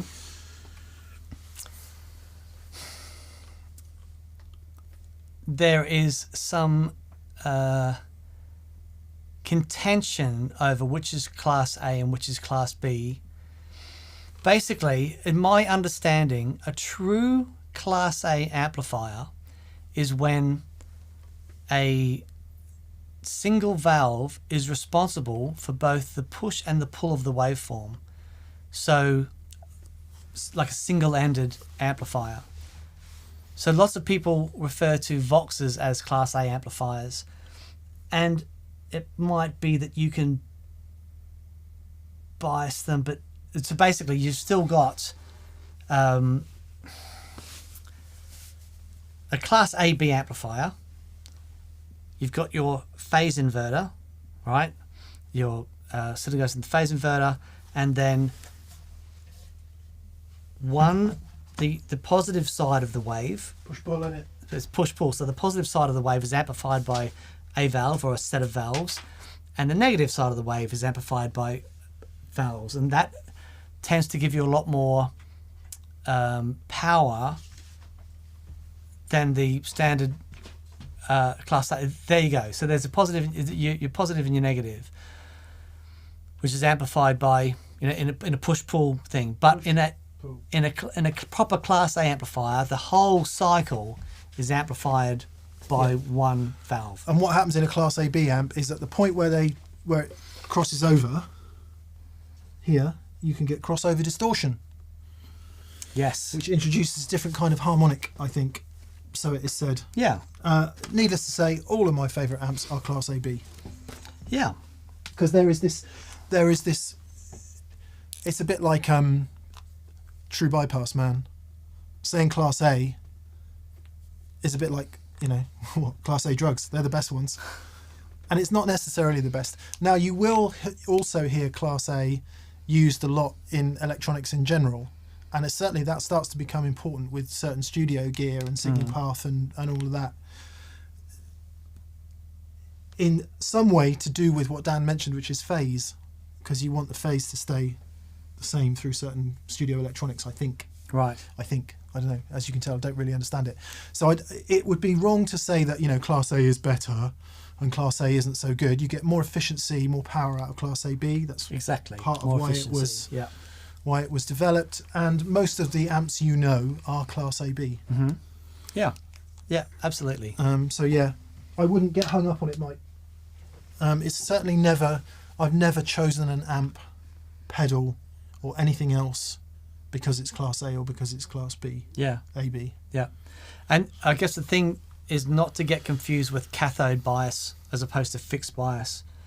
That notion that cathode bias is Class A, it's just if what you're talking about is Class AB being a push-pull, then cathode bias is, you know, a Vox AC30 is a push-pull design. There we go. Sorry, there's some housekeeping which we should have done at the beginning, which we haven't done. For the patrons among you will have been being bombarded with emails from us this week on the 12 Days of Effectsmas giveaways. We are giving away one thing every day up until Christmas Eve. Aren't we nice? Well, yeah, we're giving away stuff that people have given to us. We're that nice. And today is 5 golden things. Today is the big one. 5 golden things. And there's 5 really, really nice pedals today, which is already done, and I think will be picked tomorrow morning. If you join as a patron now, you've missed that one, but you will be in for tomorrow's shout. Winners so far: number 1, which was 12 strings of stringing was Peter in Australia. These ones go to 11. The Pedal Pal 800 was William in Sheffield. 10 Cities Toning Nice. was Jim in Tennessee. Well done, Jim in Tennessee. 9 Knob Workstation was Tobias in Germany. Is this off the top of your head or you're reading them out? Because off the top of your head you're like, dude, that's so impressive. Yeah, well done. I can't remember 8 though. 8.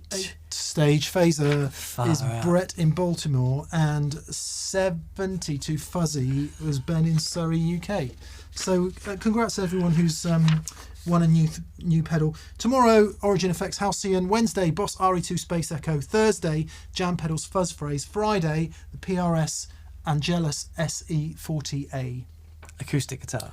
Kindly donated, electroacoustic guitar, kindly donated by Paul Reed Smith after his visit to that pedal show. Amazing. Good. How lovely. Yeah, very nice indeed. David Michelle says, congrats to all who have won so far. Indeed, David. Yes, massive congrats. But thank you to everyone. Thank you to all our patrons for your support. It is most appreciated. Yes. Next investments are improvements to lighting. Not least that when we do experience days, people don't walk into the lights, Okay. and that I don't hit my head on them every day. I like it. Yeah, it's still too. It's not. The colour's not quite right, but anyway. And then that's about it for the Okay. foreseeable future. I Great. think. Woolly Fox, season's greetings, D&M. No question, but thank you for getting me into playing guitar 2 years ago. Thanks to this channel, I've built a wet dry setup into a 2x12 JBL D120F fitted cab, custom shop telly, and a Gibson Johnny A. That's a cabinet. Wow. That's a speaker. Nice one, Woolly Fox, and thanks for being here. Awesome. Plexico, Duncan, random shout out to BV. Happy holidays. Lovely. Yes. Let's all echo that. Happy holidays, BV. Yeah, and mate. to Thank you everyone for all watching. your help this year. Legend. James Blessed, no question, just a heartfelt thanks for everything you do. Merry Christmas and a Happy New Year to the whole team. Here's to a happy and healthy 2023. Thank you, bud. We'll go with that. Gordon Rankin, Gordon, thank you for your generosity. Blimey. He says, happy holidays, everyone. Thanks so much, Dan and Mick and BV. It's been a great year. Looking forward to next. Well, I just want to echo that and say thank you, Gordon, for all of your help. You're been a really awesome repository of knowledge. And yeah, appreciate all your input, mate. It's amazing. Yeah, thank you, Gordon. Chris Warburton, hey Chris, he says, after a week of bleak here in Nottingham, here's a thank you for the upcoming entertainment. Oh well, we hope you haven't had any bad news, Chris. Chris was not in the best of health last time I saw him, so sending you all our love, mate. Hope you're feeling okay and can enjoy a bit of guitar and YouTube time. Lovely. Brian Garcia, hello Brian. New pup day. Nice. Just became the owner of a 15-week-old Pomapoo, a cross of a Pomeranian and a toy poodle.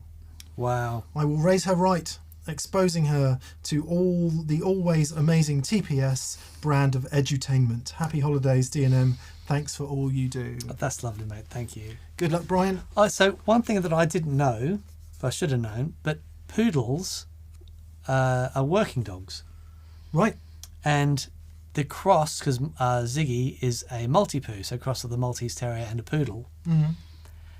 And there's a reason that he just will chase the ball for hours and hours and hours.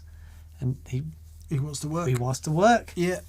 So, Yeah. you know, those really gorgeous, cute dogs that are crossed with a poodle, they can have bits of them that will keep you going. In our scenting place, we take Rosie for a scenting class every Thursday, it is now.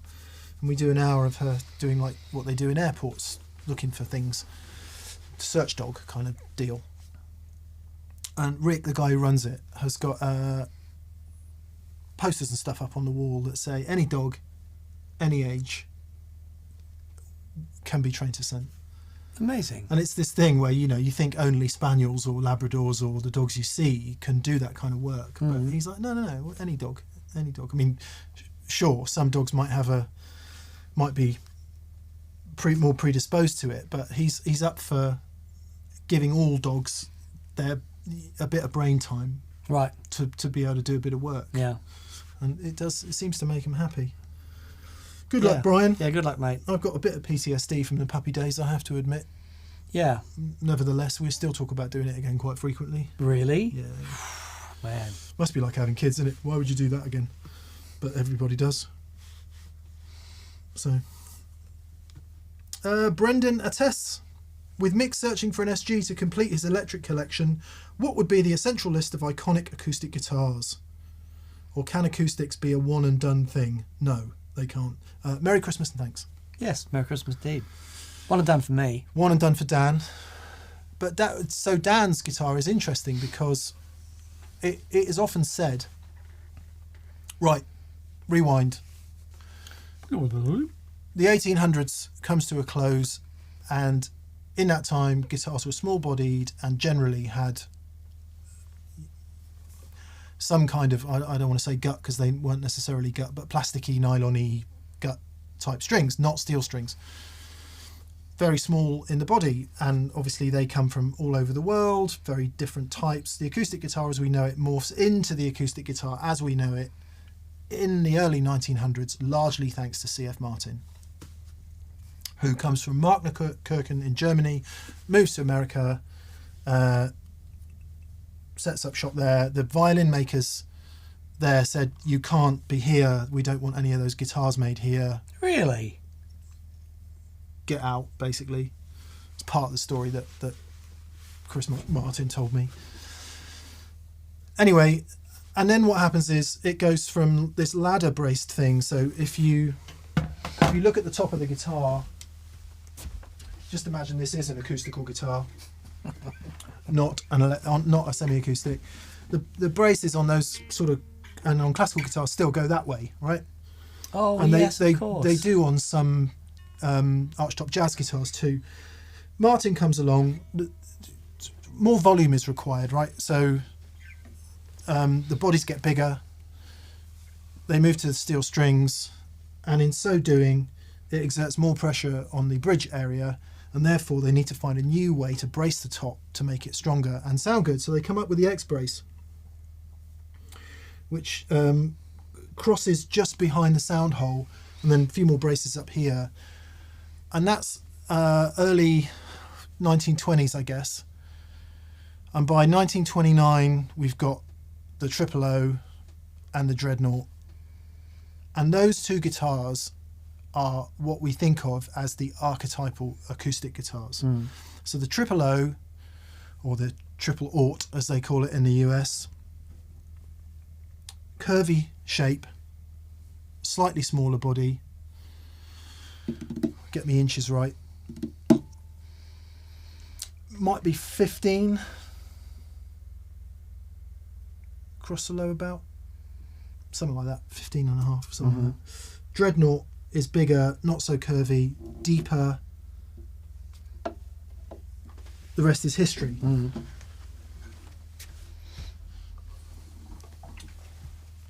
So with that in mind, that blueprint for acoustic guitars was really set by Martin in the late 20s and through the 30s. And we're given.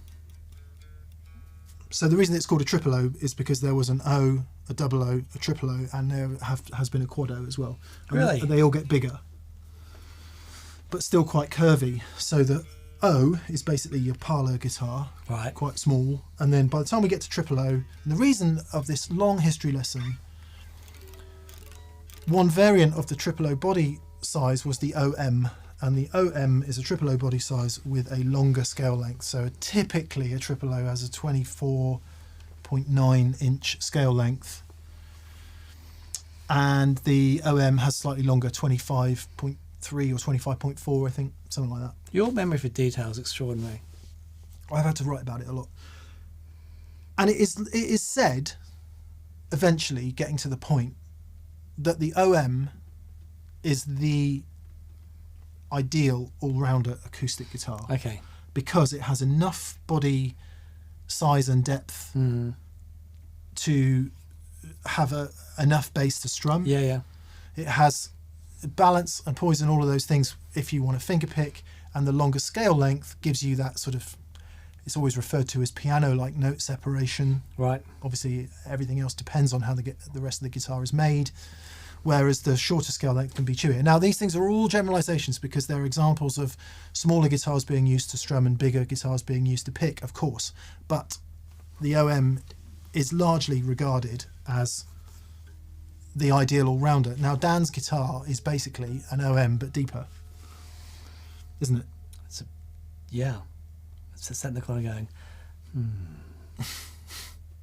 So a few companies have done that with the OM. They've made it deeper, so you get more bass response. Yeah. And I don't know do you know what scale length your guitar is? I'm not sure.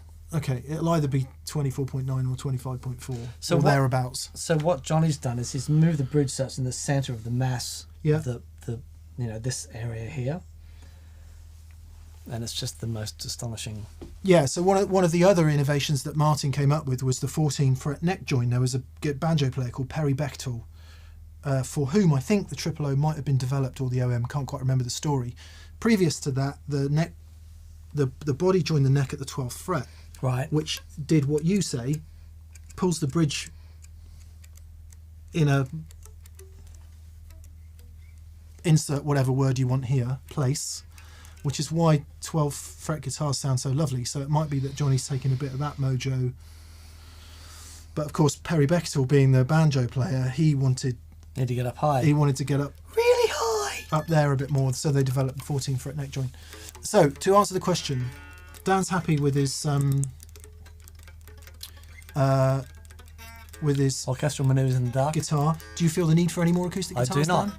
No, I don't really. I've got a Collings CJ35, which is Flex.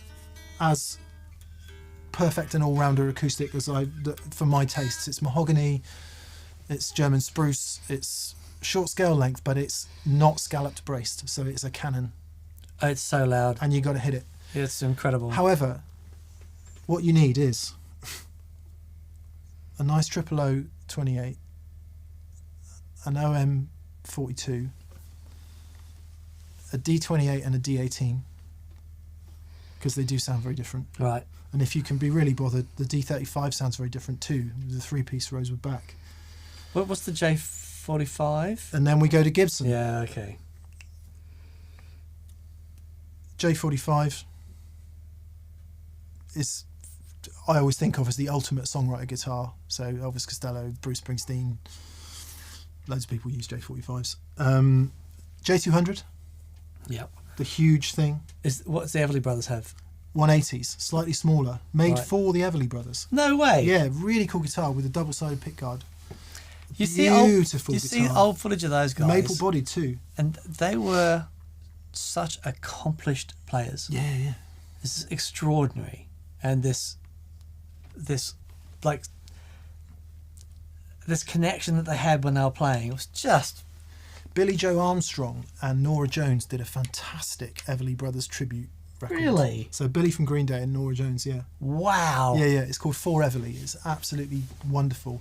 So you've got all your classic basses covered, and then if you want to dip off into double O and single O territory, all good. Mm. And then I think, so there's all your classic Americana noises.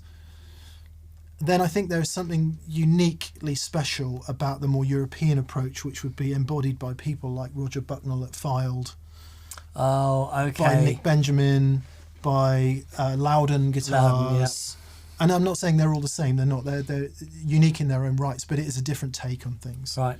Where it's more common, for example, to find cedar as a soundboard, which can be slightly softer sounding, etc., etc. All generalizations for all you acoustic fans out there, but yeah, I mean it's as deep and as broad and as interesting and as lovely as the electric guitar world. Have you been to Martin? I have I want to do more of that stuff. certainly twice, and if not three, definitely twice. I think. Okay. Yeah, it's awe-inspiring actually. I'm a massive acoustic guitar fan. Yeah, and everything that we talk about with vintage electric guitars is equally applicable to vintage acoustic guitars. Beautiful. Magic. Anyway, sorry for the history lesson. I do like acoustic guitars, and we don't talk about them enough. Indeed. Yeah.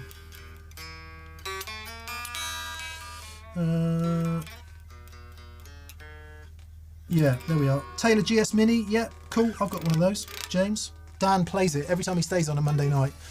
I'm too scared to play your other guitar. I shouldn't be, but I pick it up. man. Well, because it's your most loved material possession. Play it. Yeah, but it's. I mean, I can pick up that guitar. I'm not scared to put a pick mark in it. As in, I could pick up the baby Taylor. Yeah. And it sounds great, and it's all mids. It Yeah, has yeah. nothing else. It's all mids. It's And it's cool fine. guitar. But I pick up your Collings. I just go. There's a reverence to that instrument. It's like, oh, I'm scared of it. Play it. Look at it. It's covered in scratches. I've probably done more gigs on that guitar than I have my. Well, I don't know about my Blue Strat, but certainly most of my other guitars. But they're your scratches. I'm not putting my scratches on there. They're your Bless you. scratches. Bless you. Oh yeah, someone says square. What about the square-shouldered dreadnoughts like the Hummingbirds and the Doves, the Gibsons? Yeah, absolutely. You know, again, what I find astonishing about a decent J45 or a Gibson Dreadnought or indeed a Martin Dreadnought, they always sound like the brand. I can't get my head around that. And then you play a Collings or a, I don't know, Santa Cruz or one of those other fancy high-end versions thereof. And they have their thing. They have their thing, but nothing quite sounds like a Martin. It's really interesting. Yep. Anyway. James Taylor, J45. Thank you, Plexico. I think it was most famously a J50. It was a Sunburst one, I think, with JT. He now plays guitars, for ages he was playing a custom-made thing, and I forget the guy's name. Someone will chime in. Lakewood. Yeah, I've got at least one Lakewood, says Trollstjern. Patrick McMahon, Loudon. Yeah, nice. Zoo Allure, Martin 00015M. That was such a popular guitar when it came out. Right. So during the Depression era, they started making the guitars out of all mahogany I say sad wood. because it was easier to get hold of and less expensive and easier to make. I think that's their genesis. I had that the Waterloo guitars are based on those, aren't they? Yeah, they were. I think they were spruce topped. That was something different. That was the Kalamazoo brand for the same reason. Okay. Gibson made a brand called Kalamazoo where they basically chucked guitars out during the wartime. I think that was previously. Oh, okay, right. Yeah, where is the genesis of the all mahogany thing? Because before that, obviously, with Hawaiian guitars, There's a picture of Elvis with one of those all mahogany things, like in the really early days. Yeah, because could be. it was something about a wood shortage. Yeah, it could be that. Yeah. Could be that. Because before that, you had the Hawaiian guitars, which were all Koa, which was not for that reason at all. Chris Quinn, Guild. Yeah. One of the best acoustic guitars I've ever played was an old Guild acoustic guitar. Yeah, good shout. Amazing. Good shout. I mean, you know, largely based on Martins and Gibsons, but still unique in their own right. Benjamin, you get me. Anyway, blah blah blah. Sorry, that was a giant tangent.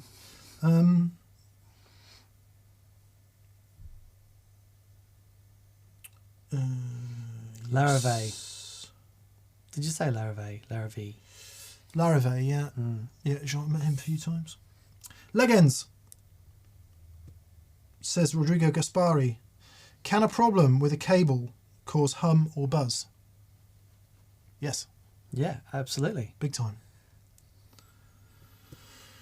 What would be the reasons that a cable would cause hum or buzz, Dan? Well, if you don't have, if the earth connection in the cable isn't connected properly, you've got a cold solder joint, that will cause hum and buzz. If it's not, if it's, I've seen, basically, you've got this, the earth acts as a shield around the core of the cable. If it's a if it's how do you say it?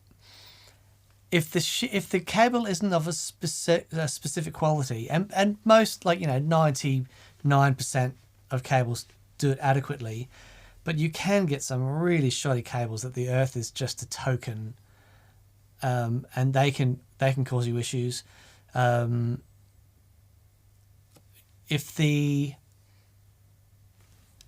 Sometimes the connector itself. So my daughter brings home this cable, blue sparkly cable, and it's like, look what I got. But the connector was so shoddy that it would wiggle, and the connection was so poor, buzzing like a buzzy thing. Yeah. So, yeah, cables are a decent cable with good earth connection, good center connection. That's just an absolute must-have necessity. Yeah. I remember having a conversation with Yuki Hayashi of Free the Tone once, with an absolute straight face. He's telling me the colour of the outside Of the shield, the insulation. Yeah, the outside of the cable makes a difference to how it sounds. Well, so if you strip that back electronically, you've got things like, what are the materials they are using to create those colours? Like, for example, the insulation on the inside of the cable, and I think if anyone's seen the recent patch cables video I did, there's that black insulation on the inside of a lot of those cables is actually the way they make it black is with carbon, and of course carbon's conductive. So if you don't strip that back, then you're in for trouble. You know what I mean?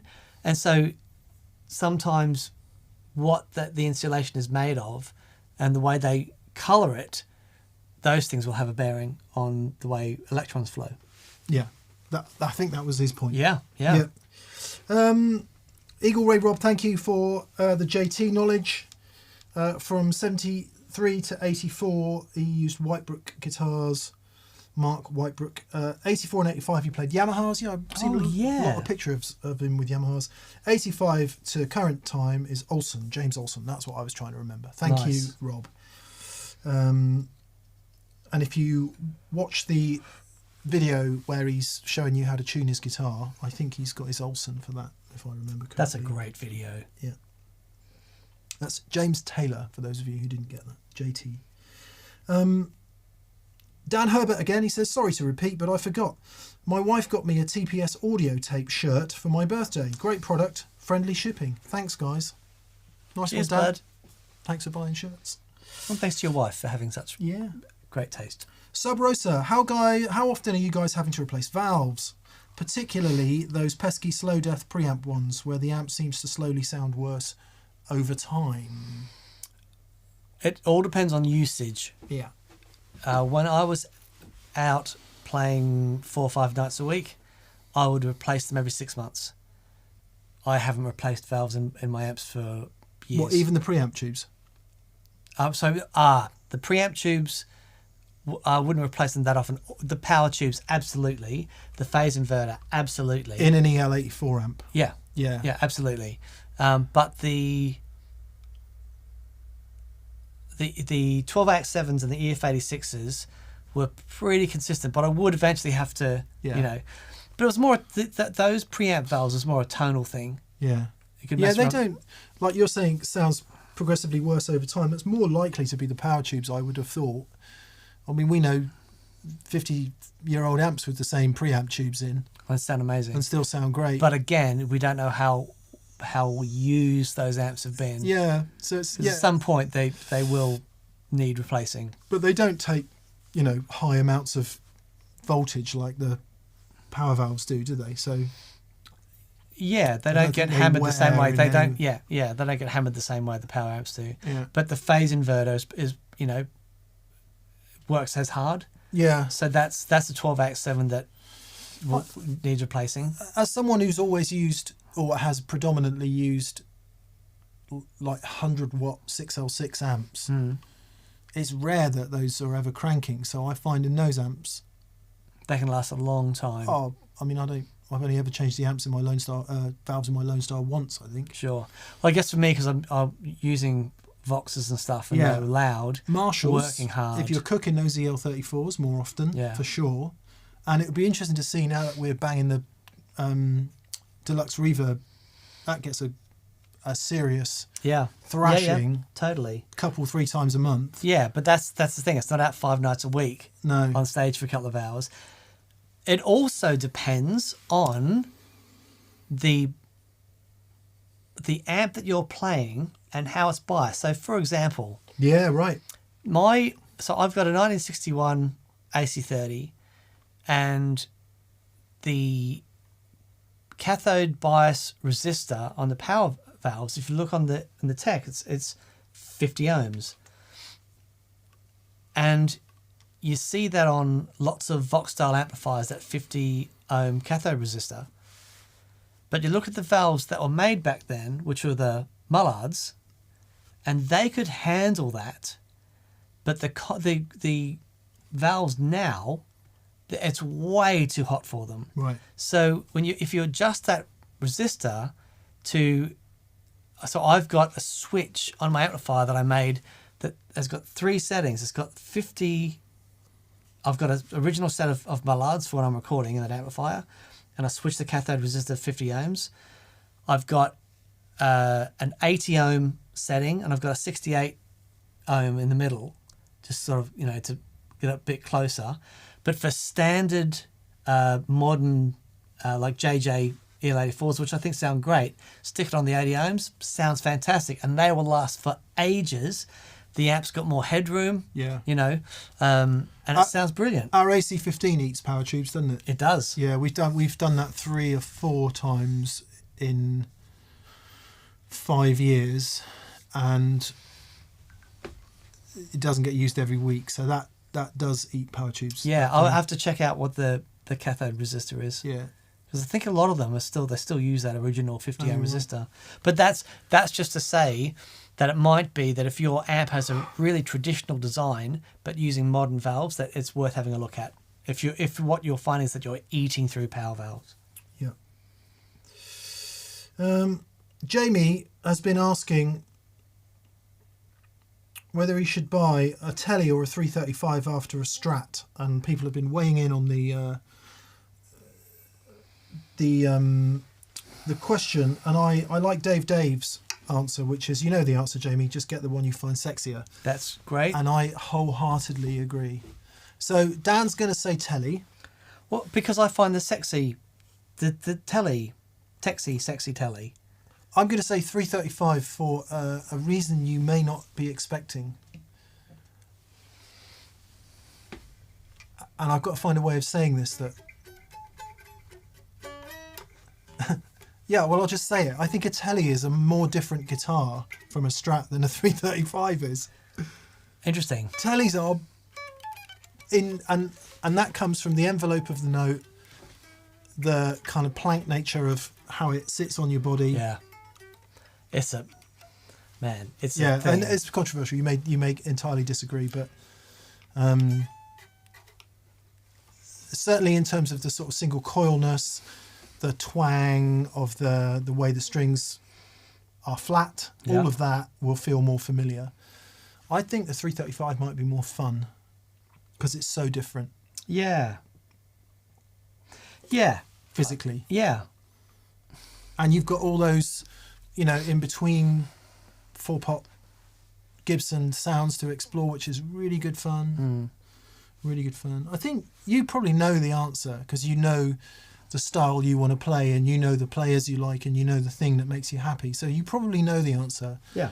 And we would echo Dave's comments.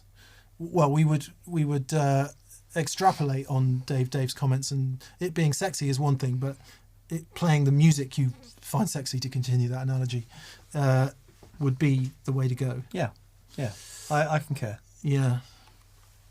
If it was me, You'd have a Telly. and I'd sell the Strat and buy another telly, Yeah. that's what I would do. I'm trying to think if there's any other choices there that make more sense.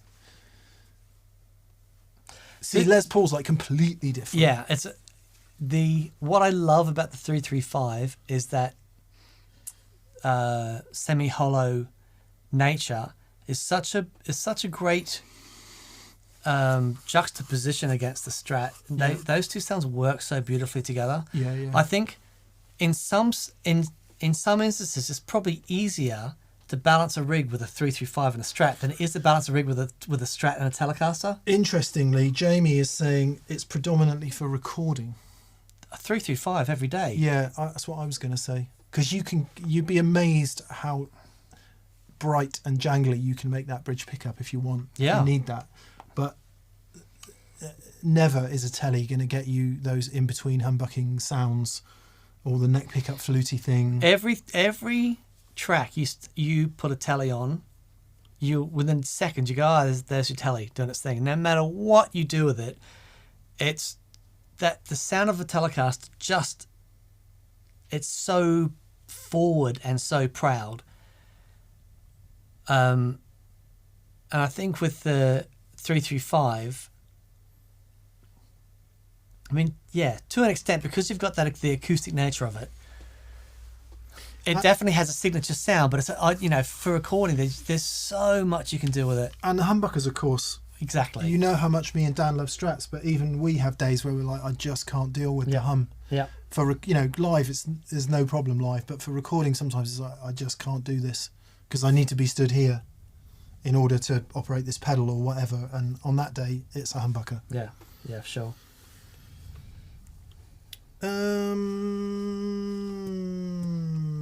Offset Modman. Gout gatherers. Toes, isn't it? People get gout in their feet, don't they? Okay. Yeah. If that's the way you want to express yourself, Yeah. then Have you ever had any of that? gout? Hmm. No, I thought gout was something that you get in folds and stuff. No, gout's what you get when you overindulge, isn't it? In rich food and loads of booze.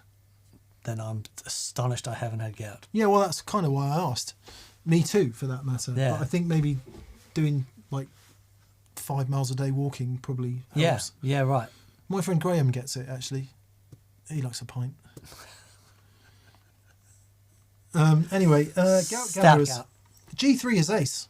Oh, mate, thank you. And the tuner aux mod is very cool.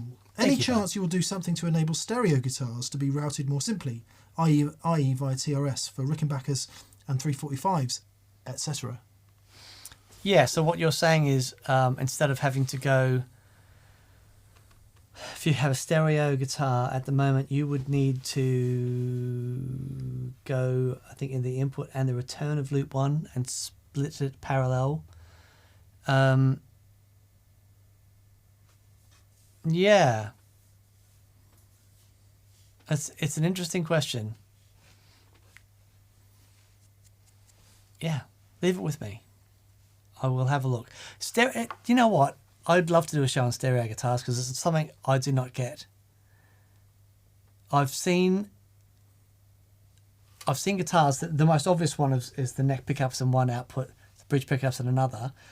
But I've also seen guitars that have got these 3 pins go to one output and these 3 go to another. And full hexaphonic in some situations. All that stuff. So I'd love to Yeah. have a look at that. That's really interesting. Yeah, well, the Ricks and the 345s that you mentioned are the two, got to be the two most famous, haven't they? Okay. All right. We should get someone who knows about it. Yeah. Wasn't Lucille a stereo guitar? Yeah, but wasn't it then, like most of them, they get wired to mono? Right, but originally it was a stereo guitar. Well, oh God, I'm stepping on thin ice here. I think the 345s were stereo. Right. Whether they were all stereo or not, someone will know in the comments. A great many of them have been modded to mono. Right. Anyway, I would like a 345. I love my 335. It's a flipping great guitar. It's incredible. But there's something about those split parallelogram inlays that's just like, yeah, right. love that. And they're thinner necks, aren't they? 345s? Not necessarily. No. Okay. Oh, interesting. Depends. Same as all Gibsons. Depends when they were made and who was awake that day.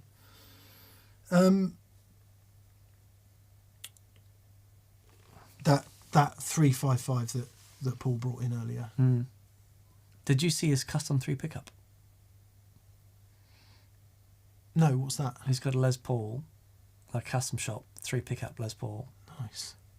It's outrageous. Still got the tag on it. Still got the old tag on it. He did show me his 76 or whatever it was, 77. Gibson Yamaha. Yeah. It's incredible. SG700 wasn't as heavy as I was expecting. Yeah, it's 'Cause incredible. I've played them that are considerably heavier than that. Yeah. No, it's Anyway, sorry, a we're shame. yakking between us now. Let's get through these last few questions. Jeffrey Raddick says, thanks, gents. No question today. Well, thank you, Jeffrey, and thanks for being here. Thank you, buddy. Among this wonderful group of humans that you are. Tom Bromby, he says, hiya, I keep seeing these huge board pics. I keep my gig board as small as possible with just my core pedals and tones on.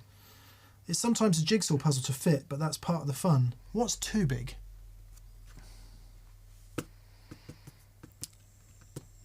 So it's like saying what is too small, what's too expensive, it all comes down to What you're going to use. exactly. If you go and have a look at Fish's pedal board, and Who? Fish from the guitar player from the band Fish, what's his name? Fish was the lead singer in Marillion, wasn't he? Yeah, no.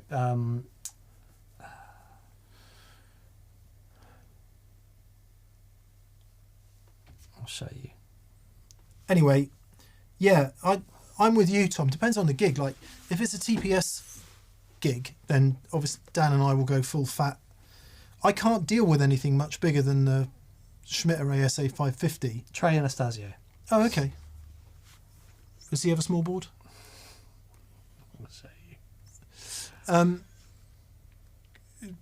For all kinds of reasons, you've got to get a mic stand somewhere around it, and I've got to remember what's what on the board. So there comes a point where I personally get to critical mass. That's a smaller version of it, but this goes around. Oh wow! Yeah. Oh my It's god! amazing. Yeah. Okay. So Trey's goes. It's a semicircular array.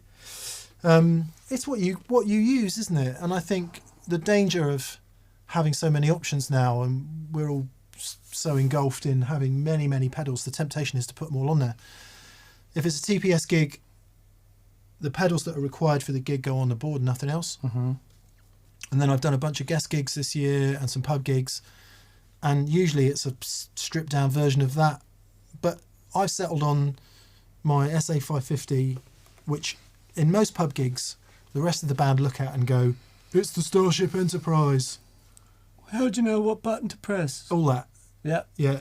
And oh, that's where you get all your sounds from, is it? And all that. And so you open yourself for a bit of that. But I would consider that a very modest pedal board by TPS standards. So Sure. there's a bit of peer pressure, and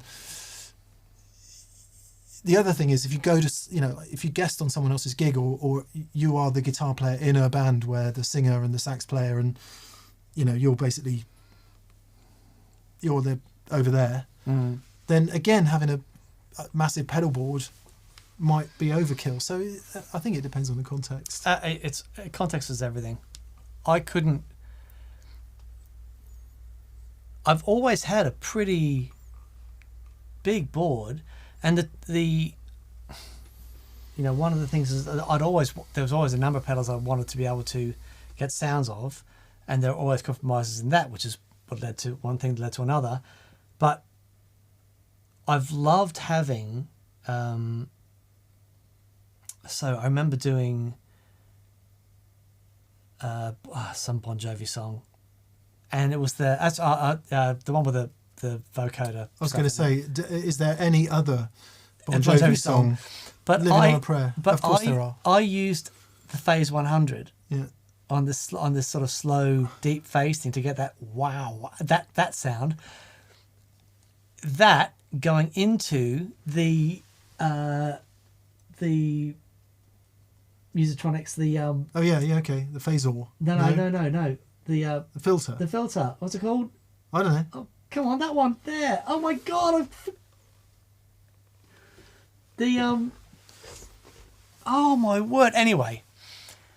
And I used those two pedals to get that one, wow, like Neutron. the Neutron, far out, man. I'm not in the moment. And so, and it just sounded epic. I loved having those two pedals on the board just for that one sound. It was just fantastic. Horses for courses. Some people would say that's too much. Too much. Too much. It's too much. But I loved it. It sounded Yeah. just flipping amazing. I'm kind of with you, Tom. I'm definitely on a simplification. I've just been really enjoying cranking the amps a bit more. Because how do we get here, right? So I find it hard to do without a couple of the nice reverbs, a couple of nice delays. Yeah. And I don't mean two delay pedals. I mean one like a slapback and something that I can tap. And don't get me wrong, of course you can do without them, but it's not. They're really nice to haves, and they do help the guitar parts sit really nicely. Harmonious Monk, don't ever really want to be without that because I love it. Yeah. After that, it's then how do I get clean, crunch, distortion, and something loud enough to solo with? Because the ideal way to do it is a crank deluxe reverb and a Dumble. But in order to crank the deluxe reverb, you've got to get it round to 6 or 7, and that's too loud. So what do you then start doing? You start adding overdrive pedals to get you those different flavours of gain. And it might be that the sound you want is the aforementioned deluxe reverb or a super reverb or some other kind of Fender Black Panel amp pushed with a tube screamer because you like Stevie Ray and Eric Gales and Kenny Wayne Shepherd and all of that nice stuff, or Jimi Hendrix with a Marshall, and that's what you're after. But you can't, to get those tones in the authentic way, it's just too flipping loud. So you then start piling in the gain pedals to get those textures at volumes that are usable. And I think that's where it starts to get out of hand for the rest of us. Yeah. Because I'm thinking, oh, I really want a tweed drive. I really want a tube screamer. I really want the clon. Really want a fuzz. And then all of a sudden you've got 5 overdrive pedals. Yeah. And it's a great day. it is a great And day, but everyone's in the happy gig, and the tones are extraordinary. in the gig you then end up People using... love you, and you just everything you bestow with yeah. Jim B. Hello, Jim. Hey, Jim. Much love from Akron. Hello, Jim, or Akron. Ohio? Yeah. Oh, hi. Ohio. If that was the UK, it'd be Ohio. Yeah. Ohio. That's maybe it's a Swindon thing. Is it? Yeah. Higher. I carry a water pistol for those people. It's good day, madam, and nothing else.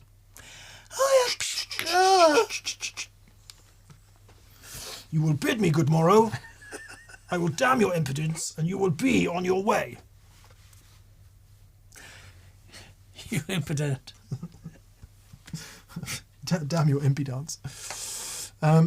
That's what England's like, by the way. If you've never been to England, top hats and bowler hats, Everywhere. people with moustaches, damning other people's impudence.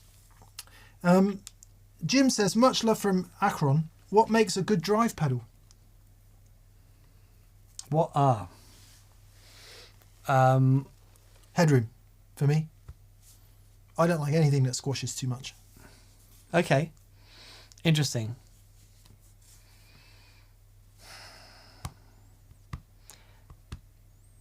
Enormous volume. Yeah, but just so yeah. It's just one thing. So, but you look at a fuzz, and the whole thing about a fuzz is it's just absolutely destroying the signal. But it does it in a way that there's clarity. You know, so it's like it's that dichotomy where you've got this thing that is just smashing to a square wave, and yet you can hear the pick attack. Well, and also if you turn the guitar down to 9, or 8, you've got an absolutely majestically dynamic, and that's an impedance thing, right? and So it's hugely headroomy clean sound. yeah, and it's so in that sense, for me, it's that the designer has achieved his goal. Hotcake, for example. Plug that thing into an AC30, and it just sounds. There's no other overdrive into an AC30. It sounds like the Hotcake does, and Paul Crowther absolutely nailed what he was trying to do. There are some like the Timmy, Paul Cochran. It absolutely achieved what he was setting out to do. So these guys have gone in with a vision about what they want to be able to achieve, and worked it and worked it and worked it. It's like, so there it is, you know, and lots of little happy accidents along the way. Yeah. I think also for me, it's that it works with your amp. Absolutely. It's so personal. You can't say, can you? Because some people really like that squashy thing with all the mid scoop and the bees in a can thing, and some people love that. Yeah. And some people love the honky nasal. There's no way it's worth $5,000 Klon tone. So it's just about what enables you to stop thinking about the sound and just play. That's got to be what a good drive pedal is. It's what's a conduit. How does it act as a conduit between what you're feeling and what ends up coming out of the amplifier? And that's very heady, but that's all we're trying to do, really. Yeah. And that's why there is no substitute for getting your hands dirty, because what's going to be a conduit for Mick is going to be completely different for me. Yeah. We could literally have the same rigs, the same guitars, same amps, set the same. We'll choose a different thing to get us where we want to go. I have to say, I'm not a fan of things with a million options. Because I only want one of the options. Sure. Really. Yeah. Now, that could be different if you're in a studio environment, or if you're having to cover a lot of ground with something like the Chase Bliss Automatone Mark II, which you could program with different presets. That's a different thing. But if it's got 18 switches on it and 4 different clipping modes and internal trimmers and stuff, I'm like, nah. Yeah. I don't want that. Because then I'm just thinking, if I change that, it might be better. And I'd rather just get my 808, set everything at 2 o'clock, turn it on, and then my worry is elsewhere. Yeah, right. But that's just some people can deal with all that stuff. I don't deal with it well. Yeah, I know exactly what you mean. Maybe. Yeah.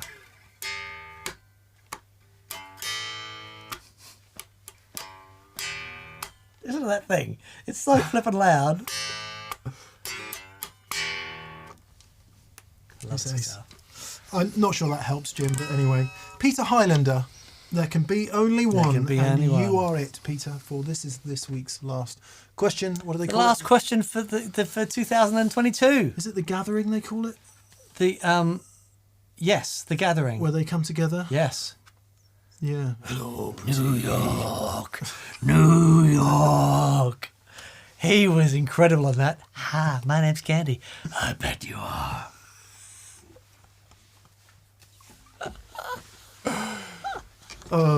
Anyway, Peter Highlander. How about a show? The Cloud. Why is it, Connor? I'm so old, but you don't seem to get a day older. You've stayed so young.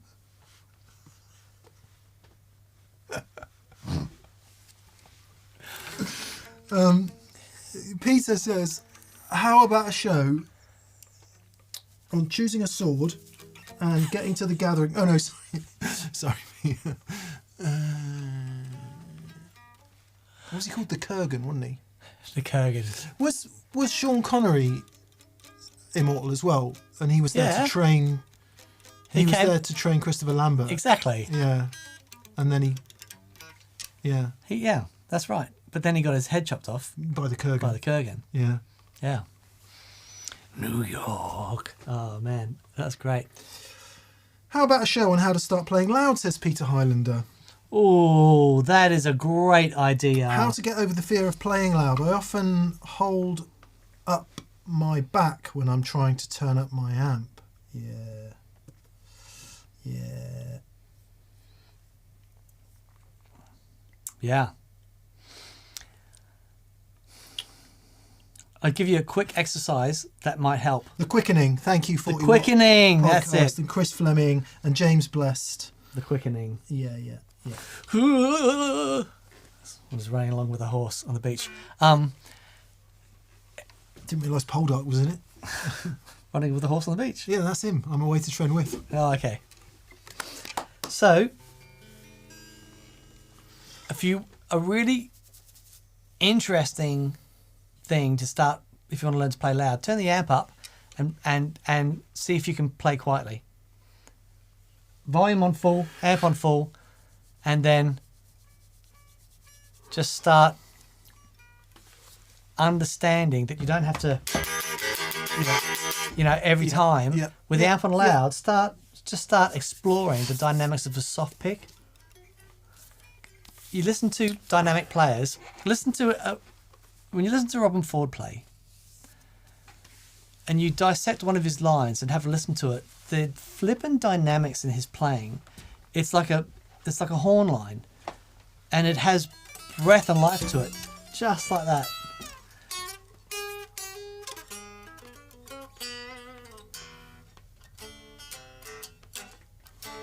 Listen to a song called Lateral Climb by Robin Ford.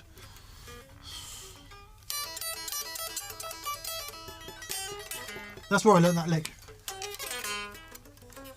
Nice. It's over the 4 chord, I think. Anyway, yeah, the other is, the playing loud is about the need to play loud in one sense. So if you play with a band and there's a loud acoustic drummer and a bass player, instruments that make noise, you need to be a certain volume to get over that. That's how I've played ever since I was about 14. Mm-hmm. Back in the days when it was loud and that was the only option. Mm. So my first proper guitar amp for playing out was a Fender Twin. And we played loud. Unreal. And I had a Twin by the time I was about 15, I think. Okay. And so that becomes just the way you learn to play. And what's happened over the years, yeah, for sure, we end up in environments where you play more quietly. But I really struggle to play quietly because I can't, what I've got used to. So here's what I think is a way to approach playing loud, and the great thing about playing loud, and it is almost exactly what Dan said. There is a harmonic interaction of guitar and speaker that happens loud that doesn't happen in any other way. Yep. It's a different instrument. Yep. Because if you're playing very quietly, that harmonic interaction doesn't take place. And there aren't all these extra harmonics flying about and tones that the guitar makes that it would not make were it not loud. Because we always think about feedback as being when you hold a note and it goes bang, and it goes into that, what we know as feedback. But actually that feedback is happening long before that kind of harmonic feedback. It's about, I don't know, I couldn't explain the physics of it, but what's happening in this acoustic space is affecting itself all the time, and it's affecting you. So what he said, turn up a bit and just enjoy the notes a bit more. Yeah. Hear what they do, and you'll find that even with a clean tone, you can play half as many notes and have a lovely, lovely time. Yeah. Yeah. But then what you're probably saying is, you hunch up because the minute you do this, you go, whoa! And you'll see, we do that here in the studio sometimes, like just for a bit of sport, one of us will do that. And it's really unpleasant. So if that's the way you play, it's going to sound really unpleasant. So use the flesh of your fingers, rake notes, instead of, You can do the old. And instead of seeing the volume as a kind of weapon of attack, use it as a, I don't know. Just as a dynamic instrument. Yeah, and as a very comfortable and dynamic and musical place to be. Yeah. So it's not all about the peak of 113 dB. Yeah. It's about the harmonic relationship that happens at 85 dB. Yeah, totally. And that is a beautiful thing, because then think about Jeff Beck, think about Michael Landau, Yeah. think about all the great, what we would regard as sort of touch and feel players. They'll use that full gamut And that, for me, is what volume is about. It's not about the peak. It's about what happens before that. Yep. So have a think about this. If you went to see one of these amazing guitar players, right? Jeff Beck, Landau, Robin Ford. If you just took your iPhone and you're a little club and they had a little vocal PA and the band is really giving it, if you took your iPhone Let's have a hand And- on the band. and you filmed it, when you listen back to that, the onstage sound, even when they're absolutely going for it, you're going to hear every note that the guitar player plays. 2 reasons. They're all amazing dynamic players, but they want you to hear what they're playing. I was sent a clip. Someone said, "Oh, this guitar player is amazing," and I watched it, and I got cross because all I could hear was the drums. Yeah. And I'm like, "What do you mean?" He says, "Oh yeah, I've heard some recorder stuff. He's amazing." I'm like, literally cannot hear a note he's playing in this. Yeah. Because I think as guitar players, we're so used to turning down. Now, that doesn't mean we shouldn't be sensitive to what's going on around us. But boy, oh boy, when it comes time to step up and play something, if what you're playing cannot be heard over the drums, you are not loud enough. That's it. You know? Obviously, that's a small part of the gig, and the other times you want to be leaning back. But even then, it has to be in proportion to what's happening acoustically with the drums. Yeah. You know, I think we've become so used to saying, "Oh, we'll just be really, really quiet and be this little bit of..." The people that have inspired us to pick up the guitar never did that. And we heard them. It's like, "Oh, that's what I want to do." Buzz Crumhanger says, to play loud, you just need to believe you're one of the masters of the universe. I have the power. Yeah. I could only name He-Man and Skeletor. Were there others? She-Woman. There was his tiger. Oh yeah. Panthero. Now what was the tiger called? Was it called Tigrella or something? Tigrella. Something like that. It was Tigra, was it? Tigra, maybe? If it is Tigra, you win this year. You win 2022 if it is Tigra. Battle Cat. Okay. Yeah. But no, you didn't call him Battle Cat. Cringer? Ooh, come here, Battle Cat. Cringer? Oh, I don't know. Anyway, I still think you win 2022. She-Ra. She-Ra, That's it. right. Yeah. Awesome. I went out with her once.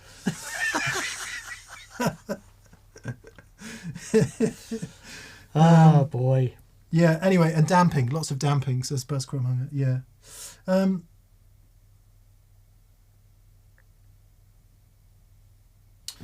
Din Chung, let's leave it on this for today. If I saw correctly, Mick has played a Dumble since last time TPS talked about Dumble pedals. How did playing the Dumble change your opinion, if any, on the Dumble sound? ×2. I'm going to get into this a bit more next year, Din, and I don't know if we can get our hands on a proper Dumble. We will.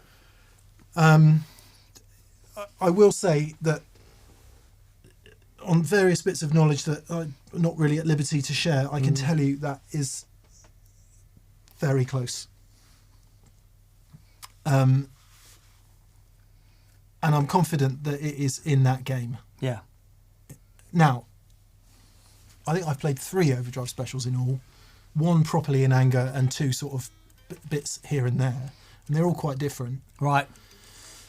But yes, it changed my mind completely. And all you've got to do is go and see Robin Ford and listen. Or, you know, Larry when he's using his, whatever it is. Ludotone. Pluto. Or the players who use those kind of sounds. And a lot of the Dumble pedals seem to go for this very mid-thick, almost like a tube screamer on steroids. If you listen to the video on Friday, we plugged a 335 into the Moxie and hit that. And that is all up a long way towards that kind of Robin Ford, Talk to Your Daughter era sound, which to me sounds like a really screaming tube screamer. because it's thick in the mids, blah, blah, blah. What the Dumble amp actually has on top of that is aggression and snarl and spiky and nothing smooth really about it. And that gives it This- gives it a quality that's not necessarily easy to play. The smoothness comes from the skill of the player being able to Control wrestle that. it into something. But then when you want the attack, when you want the edge, You when lean you want into the aggression, it's there. Yeah. It's not like a crank plexi type aggression. It's not that. It is smoother than that. But I think to answer your question, the actual experience of playing the thing, because remember, you're not just dealing with a gain type and a bit of EQ. You're also dealing with a 100-watt power section and an EV speaker. Yeah. That in itself is... So my point being, that's a 50, by the way, 50 watt, but it's still hella loud. Have you dimed that? Pretty much, I think yeah. when you first got it, you sent me a video, and the Yeah. phone was going. Yeah, it's loud. Yeah. It's crazy loud. In order to hear a Dumble pedal, you've really got to put it through a really, really loud, clean power stage and an EV speaker, I think. Yeah, Otherwise, what sure. are you listening to? Because a huge part of the Dumble sound, for me anyway, is that power stage of the amplifier and a very high efficiency speaker. Or whatever speaker Robin Ford uses. I don't think he's a massive fan of the EVs. But anyway, it's not just... What my point is, it's not just about the gain and the EQ. There's a hell of a lot more to it than that. So maybe we can get into it a bit next year. I'm in love with that sound because for me it's that perfect mix of enough overdrive for endless sustained feedback and all of that, but no loss of clarity, no Yeah. loss of pick dynamic. Yeah. You're never not going to hear all the notes. Yep.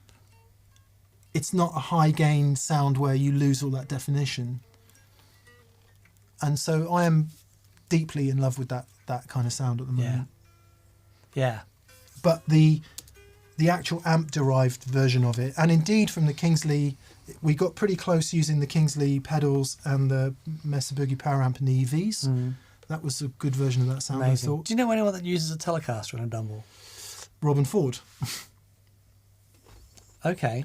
He plays that telly as much as he plays anything else. Right. Interesting. Okay. Yeah, the Supernatural. Yeah. It's a 60, I think, rosewood board. Okay. Yeah. And you can hear when he's not playing a humbucker guitar or a whatever. You can hear it clearly. Yeah. Right. Yeah. I don't know what he's playing at the Live at Yoshi's gig, whether he plays the telly or not. I'd have to have a listen. You know instantly when it's the telly. Yeah, anyway. Sorry, too much talking. The Mog says, best one I've tried is the Zen Drive. Yeah, and I think the Zen Drive is a good example of that thing that does the boosty mids thing really well and gets the thick, which is what we'd associate with it. But then what next? You have to have that high end. Right. You have to have the pick attack. Yeah. Because if you see Robin live, I mean, it's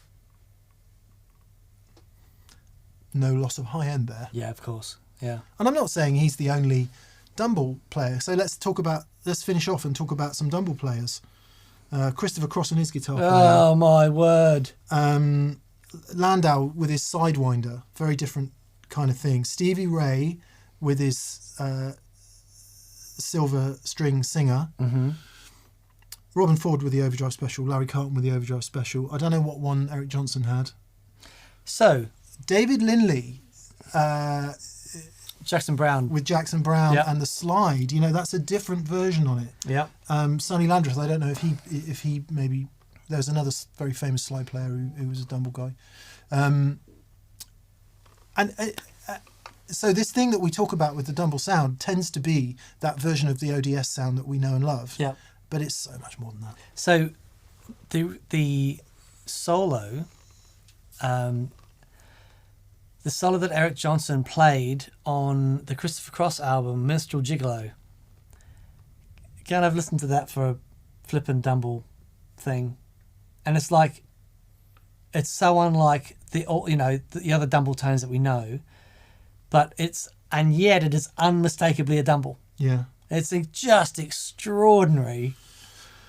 Yeah, I always think they're the amps that enable the player to sound like the player the most. Yeah. I think that's the Dumble sound for me.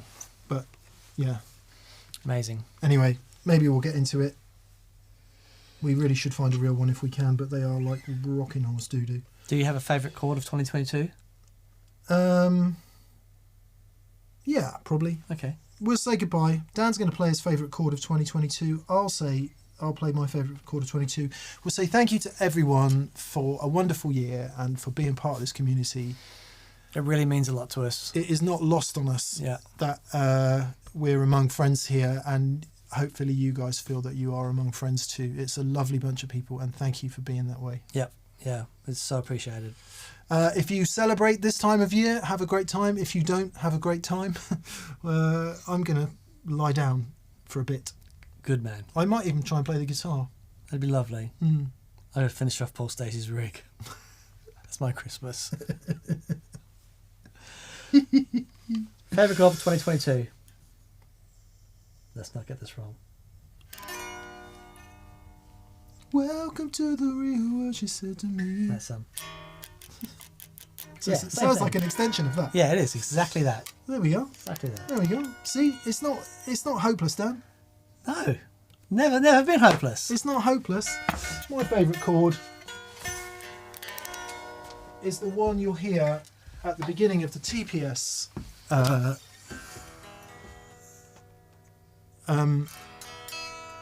TPS Sting, which is this. Let's time together. 3, 4. I think that's a fitting way to It end is the year. beautiful, beautiful, fantastic.